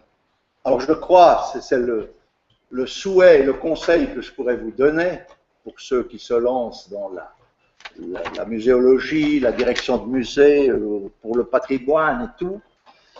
Creo que iso é, bueno, o consello que podo dar a todos aqueles que están empezando, que se lanzan na dirección do museo, do patrimonio. Réfléchissez et demandez-vous pourquoi vous faites ce que vous faites. Reflexionen e pregúntense por que fan o que fan. Et vous serez sans doute les meilleurs. E sen dúbida serán os mellores. Merci de votre attention. Moitas gracias.